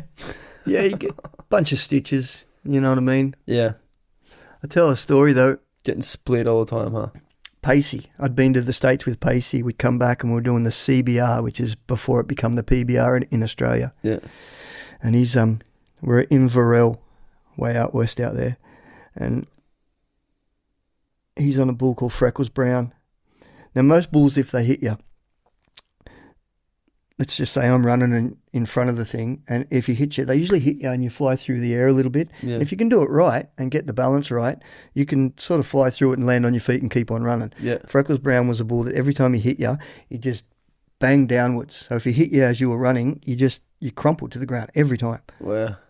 Anyway, Pacey's at this rodeo one time, and he's riding, and he's got slung out on his rope, so he's like, back to his fingers, and he's like almost at the back, which is too far. You should be right up like this. Yeah. And he's getting slung, and it pops his hand, and then that's obviously sends you back towards the back of the bull, and as it kicked up, it kicked him on the back, so he's just cartwheeled backwards, you know what I mean, like doing backflips off it. Yeah. He's come down. The first thing that hits the ground as he's back flipping this way is his fingertips, then his hands, then his wrists, and he landed pretty much on the back of his head and just crumpled. So he's like, his head's almost at his dick. Shit. And he's just in this like inverted position with his legs like that. What did he break? He didn't break anything. He might have hurt himself somehow, I don't know, but not much. He's just got knocked out. He's unconscious. But he didn't move from that position. All this upside down, inverted, like his neck's in the worst position ever. And Freckles has done like this little lap, and he's coming back, and he's just going to drive into him on the ground. And I know in my head straight away, I'm like, it's going to break Pacey's neck. Yeah. And so I pretty much just got to my position, stepped over Pacey, and took 2 steps, and just was like, I'm not even moving. And he just come at flat out pace, and then he hit me that hard that he drove me back like that, jumped over Pacey, didn't even touch him. By then people had run out. I think the bull left, whatever. I'm unconscious over there. They reckon I went 16 or 18 metres in the air. Oh my God. Like so far. What the And then heck, smashed man? into smashed into something, some metal, the catch pen or whatever like that. Yeah. And then so they've picked me up, they've carried me out the back, they've picked Pacey up and carried him out the back, and we're both unconscious on either side of the chute. Wow. And then they've woke Pacey up. And like normally when you wake people up, especially rodeoing, you'll tell them what they did wrong. Yeah. More chest. You need more chest because you seem to remember that. You know what I mean? Like that first thing you hear when you wake up. Yeah. And the first thing they said to him, which is played on his head his whole life because he's never forgotten it. He's like, man, Teka just took a wreck for you so bad. And that's the first thing he heard. So like we've been brothers ever since. Well, we were brothers in the States, but from that moment on. So I've woken up at the other end too, like, how's Pacey? He's awake? Yep. Like, you know where you are? I'm like, whew, not really. No. And then, so I've sort of woken up, and then I'll tell you, there's a guy there, he's one of the contractors. He's like, yeah. So I sat up, got my breath together. Comedy clown goes out. If something like that happens, they send out the other bullfighter or a comedy clown. What's a comedy clown? Just that does tricks and takes the mind off something, does a little act that might last 5 minutes. So people aren't thinking about the they're just still entertained, you know what I mean? Yeah, Something happens. Some girls might come out to dance, but they'll give us a break. And I finally wake up and still dazed. And like normally if it was, normally they'd probably make you stay out the back, but back then it was wild old days, Mm. Yeah, go on, get back out there, mate, you'll be right. And like, you know where you are? I'm like, nah, I still don't know where I am. I'm definitely at a rodeo or a bull ride, but I know what your name is. I said, I know all that shit, but I don't know where the fuck I am. Mm. He's like, yeah, righto. You need a drink. I'm like, yeah, I do. Give me some water. And he's handed me a Coke bottle with about this much Coke in it, probably full of backwash or whatever. I remember looking at it like, why do I want to drink this? Yeah. I don't want your Coke. No, drink that. Drink that, Teka. Drink that. I don't want to drink your Coke. He's like, yeah, drink it. So I'm like, right, whatever, give it to me. So I drank it and sculled it down. It was almost salt Coke. So I don't know how much speed was in it or whatever, but I just they've just it just lit me up. Get and I remember back just out sitting there for a second, and it was like, it was like this, the circus music comes on. It was like that. Something was like whining, and all the noise come back, and all the lights come back on, and was just like, whoa, ready to go. Yeah. Probably not the best thing to do, but that's what happened. And but I wasn't aware what they were giving me. You know what I mean? Like I was like, yeah. I don't want your Coke. And then as soon as I had it, I'm like, I know what that is. And actually, then, I do. Yeah, now I do. Yeah. I don't know what it was. Probably something to go fast with. Probably speed, yeah. Yeah. So Hectic. So like when you'd get pummeled and hurt, like if there wasn't other rodeo clowns there, would you get pummeled, hurt, taken off for a bit, and they'd just dose you up, or they'd just give you something and just send you back out? Like you'd be broken, sore, wounded, and you'd have to go back out, right? Yes, mostly. Unless you were completely incapacitated and your bones were broken and you couldn't get it back out there. But probably in my whole career, I only got knocked out for like 4 times. Mm-hmm. And the 4 times I was able to go back. And that was the only time that I was ever dosed like that. Yeah. All the rest of the times I just pretty much woke up and was aware of the situation. You're At good, one time, you're good. Get back out there, boy. Yeah, I'm good. Just give me another minute or something. Yeah. And it was all right. One was just kicked under the chin, probably like an uppercut from a bull, and just like took 2 more steps and fell on the ground. Everybody jumped on top of me and dragged me back to wherever I was. And then, it's a pretty good family, you know what I mean? Yeah, everyone's looking out for each other. Yeah, and they leave it to us because we're the guys getting paid and we're the pros doing it. But if shit goes wrong, The boys are in there helping. Yeah, there's never any bad feelings about anybody coming in to do, unless I think that I thought that it was unneeded for you to come in, and you might see that sometimes, like a brother will come in, and that's only because they practice in their pen at home all the time, and the brother's the guy that jumps over the fence and saves his brother. Yeah, so I was, not literally brother. They call him the brother. No, a real brother or something like that. Sorry, You'd see that a bunch. Like a real good mate or a brother would be like, because they practice at home all the time, and they're the guys, because they'd practice without a bullfighter. Yeah. Most of their bulls are pretty quiet, and then if something was going wrong, the brother or the best man there would be jumping over the fence. So sometimes that just sparks into them, and it happens, and then they're like, oh fuck, we're sorry, unneeded. Yeah. And then, but if it's needed, never it's a welcomed. problem. Yeah, it's just it's a safe thing. Yeah. So let me check this, because I don't want to get this wrong. So I've got written down here,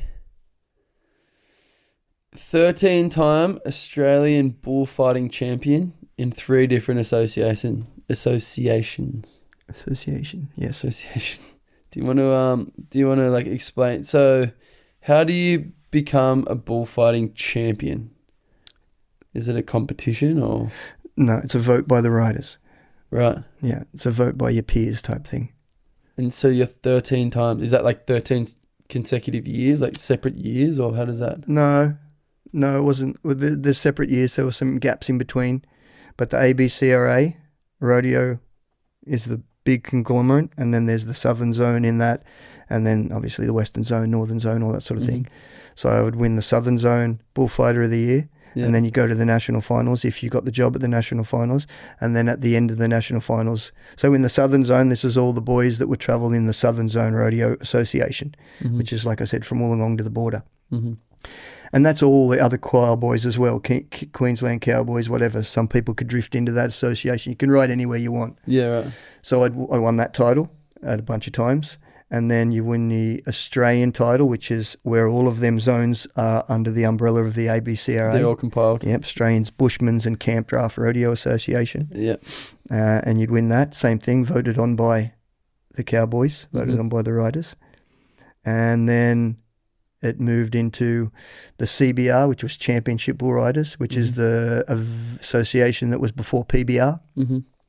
And then you win that in that. That's when it went from being a rodeo to just designated top 45 cowboys and bull riders in the country, and they'd either get on 2 times to get a winner, or they'd all get on once and a short go. Actually, some rodeos were everybody got on twice, and then there was a short go. Short go being the final. It was just the top 10 highest scores. Yeah. So voted out of them guys, they'd all just chuck their name in the hat. They're just going, all right, who's the best? Teka, boom, boom, boom. Everyone's just voting. You were the man. Yeah. Well, in the times that I won, for sure, yeah. Wow, crazy, man. Yeah. Far out. And the training was good. The training, this is another part that I probably should talk to you about. When all this first started,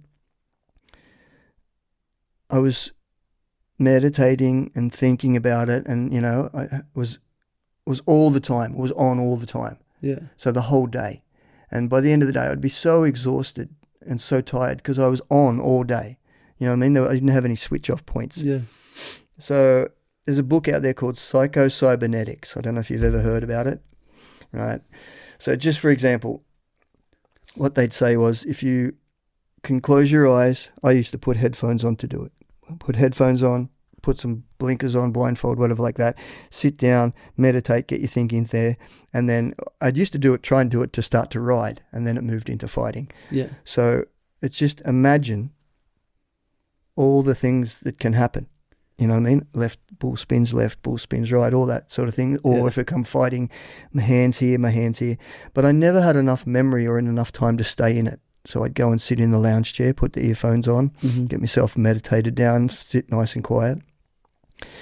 And I never seemed to have enough when I'd clock it on, beep, and then try and meditate about it. I'd click off, and, when I felt like I wasn't present anymore, it'd be 3 minutes or something. I'm like, that's terrible. That's not enough. So I changed that into same thing, same process, blindfold on, earphones on, and then I'd just sit there and I'd think that I would leave the house, walk to the car, sit in the car, turn the key on, put it in gear, reverse out the driveway, down the driveway, and do it at the right speed because, if you could do it flat out if you wanted to, and that would just shorten the meditative time that you were actually switched on. So, and then I'd drive to Nowra, up to the lights, turn right, through Milton, down Stony Hill, you know what I mean? And then once I did that the first time, I clocked on my watch and I'm like, wow, that was like 20 minutes. I was just self-meditating. Yeah. Because it's like, imagine me and you were having a conversation on the job site. And then there's this guy talking and that guy talking, and you can hear the radio playing whatever song you can hear playing and all that sort of stuff. But then we get locked in onto a conversation that we're really keyed into. Man, tell me about that super wave that you caught in, whatever. Yeah, yeah. But the radio goes away. Yeah. And we can't hear that other guy anymore. You know what I mean? Yeah, because so we're sort of like our senses become so honed in. Yeah, it's like I think what happens to me, I could be wrong, but this is how I thought about it. It's like you got your subconscious mind and your conscious mind. And then me and you were talking consciously and the subconscious is just off around listening to all that stuff. Yeah. And then when we get zoned in on it and we concentrate so hard that the subconscious comes and joins in. Yeah. Which pushes the radio away. And then I started to realize that to me was a bit of a switch. And then once I figured out this meditative thing of driving in the car and locking myself into self-meditation, that I could have a switch. I could be in the middle of a conversation with you in the rodeo, and then all of a sudden he'd be just about to nod his head and be just like, whoosh, yeah, in. And that way heart rate was better, energy monitoring was better. You know what I mean? I wasn't super meditative and stayed on the game the whole day. I could just switch off, switch on, and that was a key for me to be able to do it like for as long as you did. I think so. Yeah, because instead of just either not being on or staying on the whole time, if you had that switch, and that can work for everything, you know what I mean? I think it can work for if you want to concentrate on what you're doing with your business or what you're concentrating on doing, as a father or as a family member or something like that, trying to run your farm or trying to do whatever like that. That switch that I learnt through that sequence has helped me. With everything? I think forever. Wow. Yeah. Cool, crazy. Just even in the way I brought up the girls and talked to the girls, and I just think that it was a better way, a good way for me anyway, you know what I mean? Not so wild, and I just had that self-meditative thing and self-hypnosis thing, if you want to call it like that. And once you learn it, it was just like a skill that you had forever, huh? It's a switch now. It's still the same switch. Wow. Like something that can be going on now. Like a quick example, which I think it's the same sort of thing. Danielle's off riding in the paddock on a horse one day, and she's out there riding around doing a thing, like off in the distance. They'd have gone out bareback riding. She was a good rider. And then I'm in the middle of conversation with somebody, talking, and then I remember just switching on and thinking about like that whole process of that, went into myself and I'm like, Danielle's just calling me pretty much, something's happened to Danielle.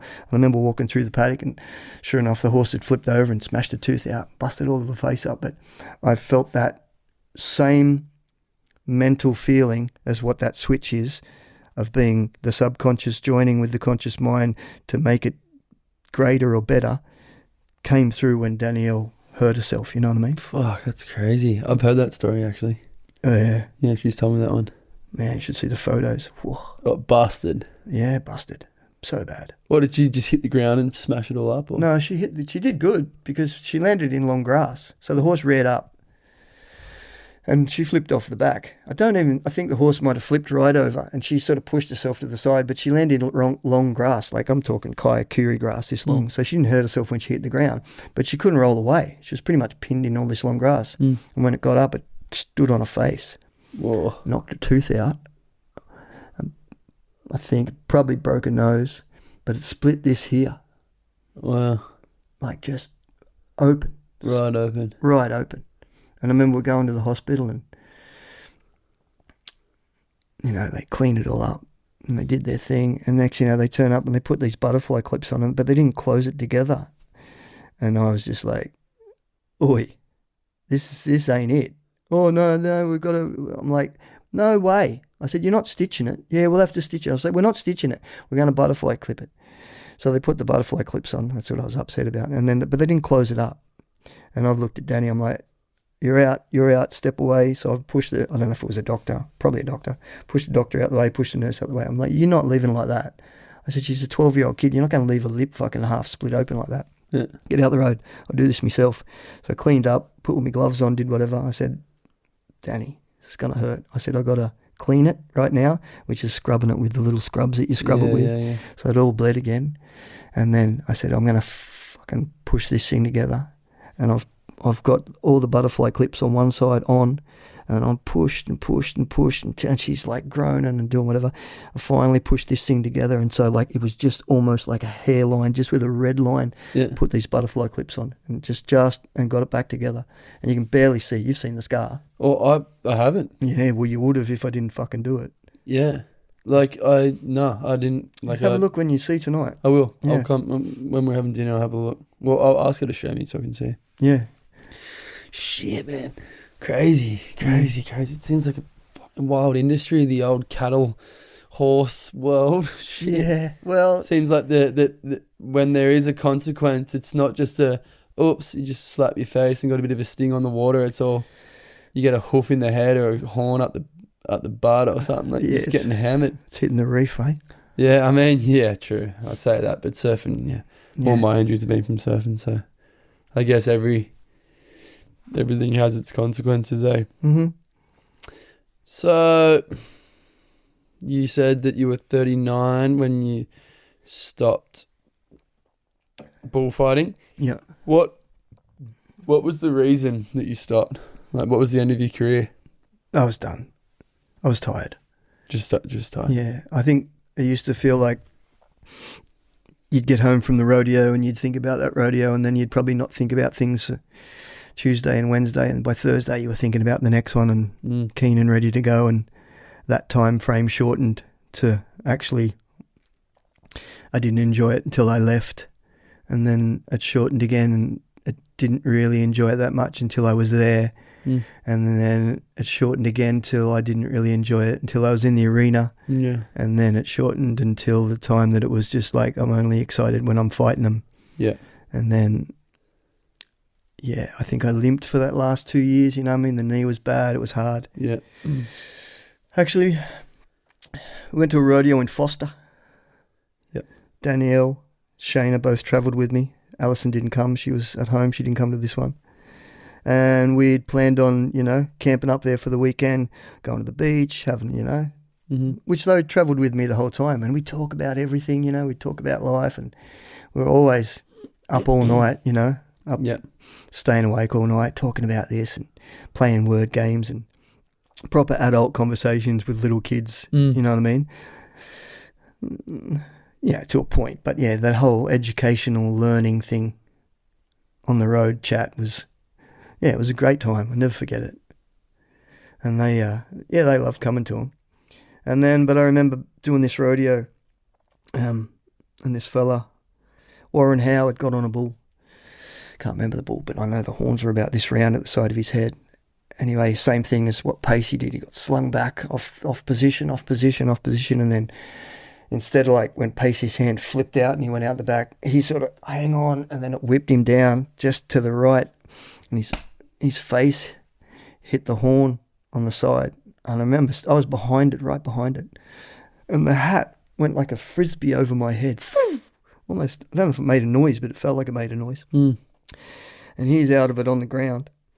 And then the bull's done a bit of a circle. I remember jumping on him. So sometimes when a bullfighter or a bull rider's on the ground, if they're awake, I'll do everything I can and put myself as a decoy so it hits me and drags me out the road, or I'll fly through the air so it sort of follows me out. But if they're unconscious, like if you're awake, I can hit you in the gut or kick you in the gut or the belly. Yeah. And you've got some sort of tension thing. It's going to hurt, but you know what I mean? There's a tension thing there. If you're asleep, I'm going through everything. Yeah. So, and I've seen it because I've seen a bull tread on a boy years back, and I think it broke his spleen or something like that, but he just didn't have any muscle tension in his belly whatsoever because he was unconscious. So I tend to fall into the category of as soon as they were unconscious, I would dive on top of them and then their head would be here, and my torso was covering their torso. Their legs, whatever happened to their legs happened. But so I remember diving on him, and the bull ran around over the top of us for a second and get a bit of a shove and a push. And there was another 2 bullfighters with me, this one, Dan and Webby. And clear, Teka, clear. So I sort of get up, and just as they're saying clear, he's sort of half starting to convulse a little bit. So I remember moving back and looking at him, and he's got there's blood coming here and blood here, and there's blood here and here and here, and there's blood. I thought it was coming out of his ears. It had actually come out of his mouth and run into his ears at the time that I was laying on him. Anyway, he's half choking and doing whatever. So I run my hand up his spine and hold onto his hair, and we roll on to the side like that, and then big clot of blood come out of his mouth. Like a big, like something about that, half that size. Yeah. And all the bones in his face moved, and his eye half fell out. Like it fell out far enough that I could see the telephone line at the back of it. Oh, fuck. And he's breathing and choking, and he's finding it. So I've got my thumb and I've pushed his eye back in. Yeah. As soon as I pushed his eye back in, he just sort of like went, and that was it. Dead. Well, he didn't seem to breathe in again. And then I get the call, fucking Teka, look out, wake up. There's a bloody bull's coming back again. So I roll him back and then lay over him again. And I can't remember if it ran over us or not. Might have just run past us or whatever. And then I get the all clear again. Clear, Teka, clear. And that's in the catch pen then. So we've got a safer in. I'm yelling at the ambos, come on in. And they're like, we're not coming in with the bull in the arena. Yeah. And boys couldn't get into the arena. And then, so he's laying there, he's half not moving whatsoever. So I'm sort of like whacked him on the chest a few times, and I didn't want to slap him in the face because I figured his face was broken. Probably pop his eye out again. Yeah, pop his eye out again. And so I remember like punching him, and I'm yelling at him, screaming at him, Warren, how do you wake up, blah, blah. Anyway, the ambulance finally gets in, and I get moved out of the road. They put the oxygen on him. As soon as they put oxygen on him, I think they might have put him on the side again, and more blood come out of his mouth, and they put the oxygen on him. And then I don't think they give him defib or anything, but he just, as soon as they give him oxygen and started pumping it into him, he must have started breathing again. Fuck. I've come out of the arena, and everyone's just come at me with water bottles, and they're pouring water all over me. I'm like freaking out, what's going on? And then I look down, and I'm just covered in blood. And then literally I walked to the back of the arena, and I looked to the right, and there was Danielle sitting on the hill, his daughter, and Shayna. And that was this decision. And you were just like, I've dodged that. Probably exact scenario. I don't even know how many times. Let's say 250 times by millimeters over this career. Yeah. I'm enough. I'm done. I'm out. Fuck, so that was it. Yeah, and then I fucking nearly chopped my finger off on the very next bull because I wasn't fucking in the head zone. You weren't on because you'd already fucking distanced. You're already done. I'm done. And I just remember, I still have a clear memory of it. And I still fought bulls for the rest of the night, but I had that thing in the back of my head. I just kept looking up at the hill because he's on the helicopter by then. Yeah. Danielle. He survived? Yeah, he survived. I'll tell you the rest of it in a minute. But you can see the finger here. See that split up here? Yeah. It's got the big thing in it. Took a skin graft off like that, completely folded my finger off. Degloved it, I think they call it. Yeah. And the doctor said if you'd broken the bone, I was going to chop it off. Wow. So they sewed it to the other finger and took a skin graft out of here and whatever. So I had to go down to Royal North Shore to do that. So I'm in the hospital that night after setting up the girls because I had to go to hospital then. And we had a big plan to go and, doing this holiday thing. Mm. So they're now getting looked after by one of my bullfighting mates, and they're good with it. I think he drove my car back down to Sydney. I went in an ambulance. And so I'm in the hospital. And he's sitting up in the hospital, and when I actually walked in, he's just pulling congealed blood like a stringer, just like congealed blood out of his nose, you know what I mean? It's stretching and doing its thing. And he's like fully aware of everything. Is this the guy that... Yeah. I'm like, Warren. He's like, yeah, Teka, how's it going, mate? Because he actually got 52 fractures in his face. Fuck. Like a windscreen. Everything broke. Whoa. How do you fix that? I don't know. Anyway. Just plates and shit. Something like that. I don't know whether they plated him or not. Anyway, he's good now. He got up and anyway, yeah. So I seen him in that in the hospital at Foster. I think we're at. Maybe we were. I don't know. One of the hospitals. It's a bit blurry, that last bit. Yeah. Man. And I see him, and he's in the hospital because they ambulanced him there to the hospital, and then they helicoptered him down to Sydney, and he's pulling stringers out of his nose. And I talked to him. He's like, "Yeah, got slung back on it." Like he's talking with a broken jaw and broken face and everything like that, sitting back on the bed. He's just starting to swell up, and there's blood coming out, and they're not. No big stitches everywhere, just like everything's like a big graze here. Like that's where the bull hit. That's how round his horn was. Like rounder than that. Something like that. Yeah. Just like the whole face. And so yeah, he gets in the helicopter. I go to Sydney. We end up in the same hospital down in Sydney. Yeah. I've got to get microsurgery on my hand, and he's getting facial surgery. So I wake up. Fingers good, I'm good. I check myself out, or get checked out that day, and I'm like, I want to check out on Warren Howard. And I was like, yeah, he's going in for surgery, whatever, or he's been in surgery. I can't remember now. And but you can go and see him up on floor 7. Floor 7's facial injuries or head injury trauma. I remember going into this room, and like everybody was just a pillow face. What do you mean? Just couldn't see anybody. All eyes shut. All noses shut, all tubes up noses. Just swollen. Just swollen faces. And I looked to everybody's face in this room and could not recognise him. And he's like, Teka. He's still awake. Like, you good? He's like, yeah, good. Got to go and get an operation. Got 50 fractures in my face. Like, must have just done every cheekbone and the nose, the whole deal. He wore glasses actually he probably still wore glasses, but he wore glasses for a while because I think things weren't setting straight here, but come good. His face went back pretty much to normal. And that's not uncommon. I've seen not as bad as that. Like there's a big one in America off a bull that Tough Hedeman broke his face the same way, broken jaws and stuff like that, but that collision thing to the top of their head or to their horns, it's not super uncommon. And that was it. I quit. That was it. And then they called me back 6 months later. I hadn't done any. And they called me back. Like, Teka, we got a run for you to do. We want you to come back. We've lost 2 bullfighters, blah, blah. And I sat there. I had my gear bag in my hand and my hand on the bonnet of the car. And it wasn't in the boot. And I sort of got to the point of like, if it goes in the boot, I'm going. If it doesn't go in the boot, I'm never going again. And I remember just slamming the boot, hoiking my bag over and kicking around the garden for a minute and go on the beach. See you later. Yeah. So went and hung out on the beach. Done. Never went again. Picked up music then. Joined a band. Yeah. Holy shit, man. That's so hectic. Yeah, it was a rough one. Did anyone die when you were doing it? Like, did people... Yeah. Yeah? People getting killed by bulls? Mm-hmm. Couple. Far out. One that I was fighting at, but not anything to do with me. He just, if I remember it, he was a right-handed rider, and the bull went out, scooted to the right, which made his free arm that side, and the bull was sort of skipping sideways. Mm-hmm.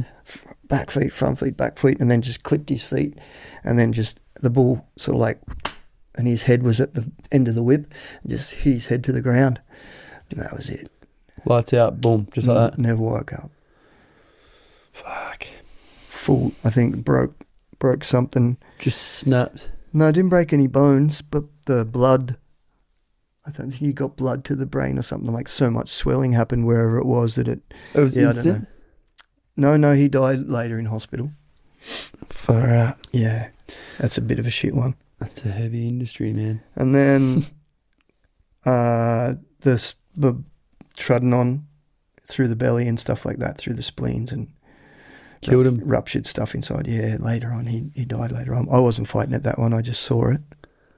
Far out. That's the only 2 I've seen. Holy crap, man. It's a heavy game. Yeah. Shit. Yeah, very rare. Yeah. Well, I suppose, yeah, you'd have to say it's rare. Like the world title guy back in the early days in the States, he died. He got a horn in his back here, and then it tore his aorta off his heart. But see, they've changed a bunch of stuff now. You see him. Nobody when I did it wore a helmet. very rare. There might have been a few guys wearing helmets, and even if they did, they were shit helmets. Yeah. And then vests come in, so there's this high density foam that's about maybe 2.5 inches thick, 2 inches thick, right. And this leather vest that's around you, and that saves a bunch. They're really good. Really? Yeah, they're good. And now they're wearing, well, I suppose it started off as hockey masks to start with, but now they're designed. It's almost like a gridiron helmet, hey? Yeah, it's just a full proper helmet to save your head, and there's this like a clip down mask, clips onto the back, and you just lick it on. Yeah. So it's, I guess fixes that's things up. Necessary, isn't it? Yeah, I don't know if you don't have to. There's plenty of guys that ride without the mask, and the helmet, but yeah, I think there's a certain age limit. You gotta wear a helmet if you're under 18 or maybe under 20. Not sure. Right. Not in that anymore. It makes sense. Far out. Yeah. Oh, geez, man, that's far out. That's full on. What a crazy industry. Yeah, it's We're just getting trampled. Yeah, and your job sport. essentially, your job is to protect someone's life. That's a pretty heavy weight to bear. Did it how did it affect you, like, mentally? How was your headspace? Like, were you would it shake you up sometimes, like after a good run of rodeos? Would it do your head in a bit, like seeing some pretty grim situations, or just having that pressure of being of keeping people alive? Was that? No, I don't know if that came into it too much. Okay. Like, I know it made me be better. Okay, yeah. But I never... It's a big responsibility, isn't it? It is. But they still choose to ride. Yeah. It's and the conversation that goes on with it is like, I suppose, we sort of all know, and you too, you all know that you're going to have an injury if you surf for reef or you surf guillotines all the time. Yeah. Eventually, out of the... You're going to get hurt. Yeah, 300 waves that you're going to catch over the next year, something's going to happen. You're going to cut your leg, or you're going to split your head open, or, it's eventually... It just seems to be a little bit more prevalent in that regard with that sort of thing. And the headspace... Like... The headspace of cowboys out the back of the chute just before it's all about to happen is such a... I suppose it's a testosterone filled, they're just like, wonderland. Yeah, but it's a very big psyche game. A lot of the time. Other times it's very still and steady. You see a lot of boys are very calm in it, but other boys are, just going for it. Yeah. Let's go. And you had to be a little bit aggressive in that game, you know what I mean? I had to be aggressive to fight them. Yeah. So, and that wasn't my thing. I'm not that aggressive type, you know what I mean? Yeah. I suppose I was a little bit more aggressive when I was younger, playing footy and doing whatever, yeah, you had to sort of break into that aggressive side. Yeah. But like, I always had it there, but I think I was always calm. Like, I had 2 little girls, man. Yeah. That whole time. And I think that was another part of it. One minute I'm out there and I'm fighting a bull and I'm getting thrown through the air and saving riders and doing whatever like that. And then you'd come out and the next event would be on that I wouldn't be in. And I'd come out and wash my hands, get cleaned up, take my shirt off or put a bib on or something like that. And then Danielle would be there and we'd get Danielle a sandwich and Shana would be here and you'd give her a bottle or change your nappy or something like that. And then back into the game, which is where that switch came from. Yeah. You know what I mean? Because there was plenty of cowboys that I knew that were riders and good riders at the thing that had wives and had children, but they'd turn up at the start of the day and not speak to them for the rest of the day. And I was like, I'm fucking blown out of that. Yeah, they just have to be on or off. Yeah, and I was like, that's not how I ran. I was a dad. I was a family dad. You know what I mean? We did everything together. We still do everything together. Yeah, you do. Yeah, you see them. I see. Shit, man, far out. Yeah. So, like, you were saying, like, I mean, you've got to be a bit of a tough nut, obviously, being in that sport. Were you ever a bluer, or what was it? What was it like in the cowboy scene? Like, I mean, you're saying there's a lot of testosterone. Was there ever, like, cowboys out the back punching on and shit, or like? Did you ever have any scraps when you were in the States? Like, no, never. There was the odd fight that you'd see if you'd go to a rodeo and you'd turn up in a town, like Maruya was renowned for it. the bull riders would fight. Yeah, they'd be punching them. There's always be something going on at the pub, you know what I mean? You'd move a little bit out west and there'd always be, you know, some stockman wanting to wrestle with some cowboy or something like that. Yeah. But yeah, I was sort of skirted around all that sort of stuff because I was married. Yeah. I was married. I had a wife. I had 2 children. Yeah. And I was the guy that talked on the radio or talked to the TV. Yeah. You know what I mean?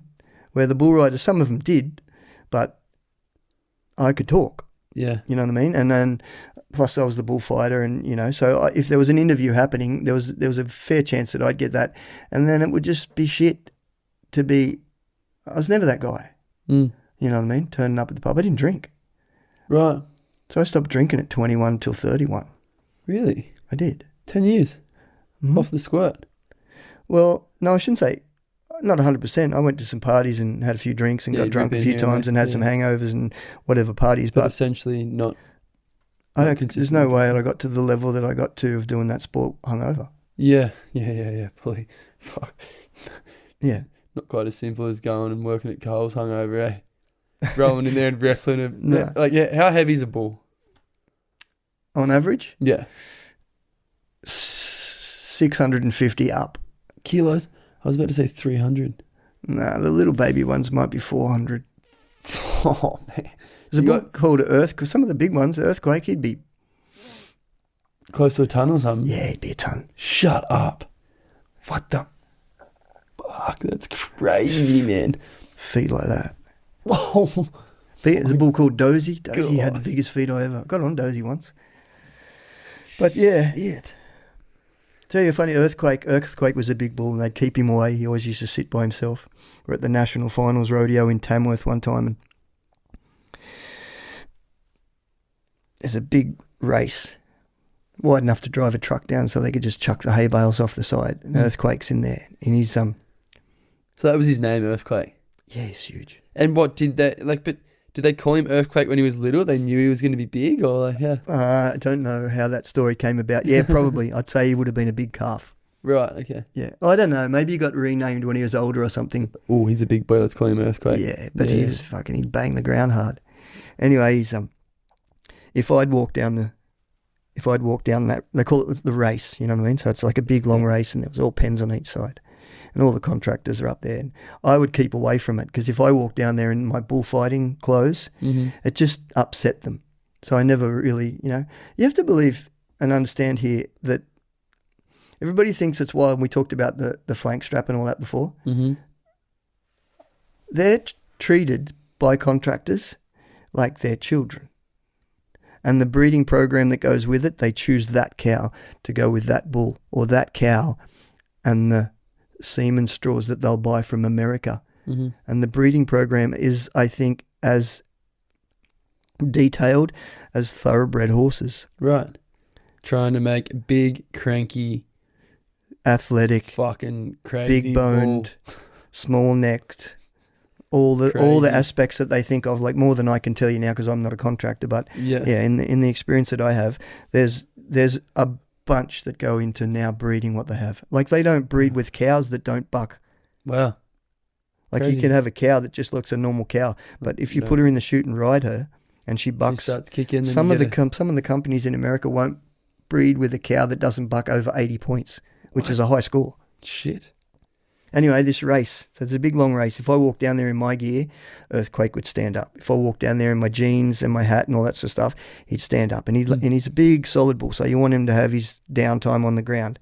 So if he's down on the ground, you know, I'd pretty much, and most people would leave him alone. And I remember Danielle, I don't know why Shayna wasn't there, but there were 2 little girls. Danny's got this little fucking white and yellow jumpsuit on, little singlet and everything.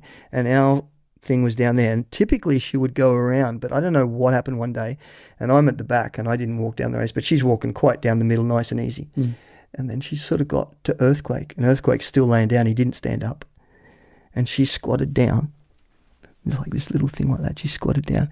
She just reached in and she put a finger on his toe like that, and he didn't move. He just a little scratch. He just scratched on his toe, stood up, went back to the middle of the race, and then walked off. And everybody, I could see some of the contractors behind us. I don't know if they were the contractors. They're just well, there you go, eh? Well, there you Power go. of the children. Wow. Yeah. Never forget that. Tamworth. I got a picture of us getting to that rodeo. I've got clown gear on. Alison's got a jean shorts on and a top, and then the two little girls are holding hands, and they're like this big, they're so little. So were you did you dress up? Did you put this rodeo clown? Do you dress as a clown? Not really. Mine was the clothing, I suppose. I wore, imagine a pair of jeans. Yeah. Yeah, and then cut the legs and then cut the crutch out of it, so it's almost like a skirt. Yeah. Yeah, and then maybe sew it back together. And then there's a whole bunch of tassels that were on it. This is how it started at the beginning. Tassels wore like bandanas. Yeah. There's probably a dozen bandanas all floating around, so it wasn't body contact on you. They'd be flipping through your clothes. Yeah. And then once it got into the bull riding association type thing where it was just the bull riding, I took all them tassels away and just wore shorts and a shirt with all pads underneath, but padded up. Yeah, so there was no thing. The body contact became probably more than double.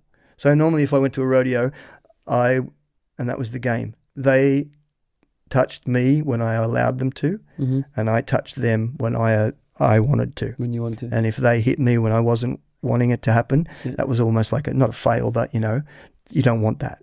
I want the control all the time. Yeah. If I fly through the air, if I get that contact, it's when I want the contact. But if they do it out of them getting me, it's a fail. Yeah. And that's when they get you down. So that became a little more. If it was 3 steps before, became 5. Get in, save the rider, and then escape. Yeah. When it became bull riding and there was TV cameras in there everywhere and it was a bit more intense, more money and more professional, step 3 went away. Get in, save the rider. Yeah. And however happened after that, that was up to your skill to stay. That's up to you. Yeah. So it got a little bit more intense towards the end there. Shit, so it got worse. Yeah. Far out.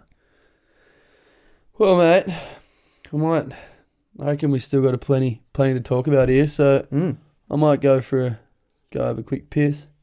You need a toilet break or anything? Yeah. You want to pause it for a sec? Yeah, we'll pause for a sec. Yeah, good. And then we'll come right back. Talk about stage 2. Right. Yep. We'll call it part 1 and part 2. Righto. I had a feeling because I knew I've just got I feel like I'm only just halfway through the things I want to. We've really only talked about bullfighting. Yeah, that's what I mean. I got a list of things that I want to talk about, and we've only spoken about bullfighting. So all right. Let's come back and dive into the other side of life aside from bullfighting, eh? Yeah, do. Family. Yep. Music. Yep. I'm keen to hear about music. Keen to hear about Mongolia and Nepal. Is that right? Yeah. Yep. I'm keen to hear about that. New Guinea. Yep. That's another one. Okay. All right. Well, plenty more to come. Righto. Let's have a break.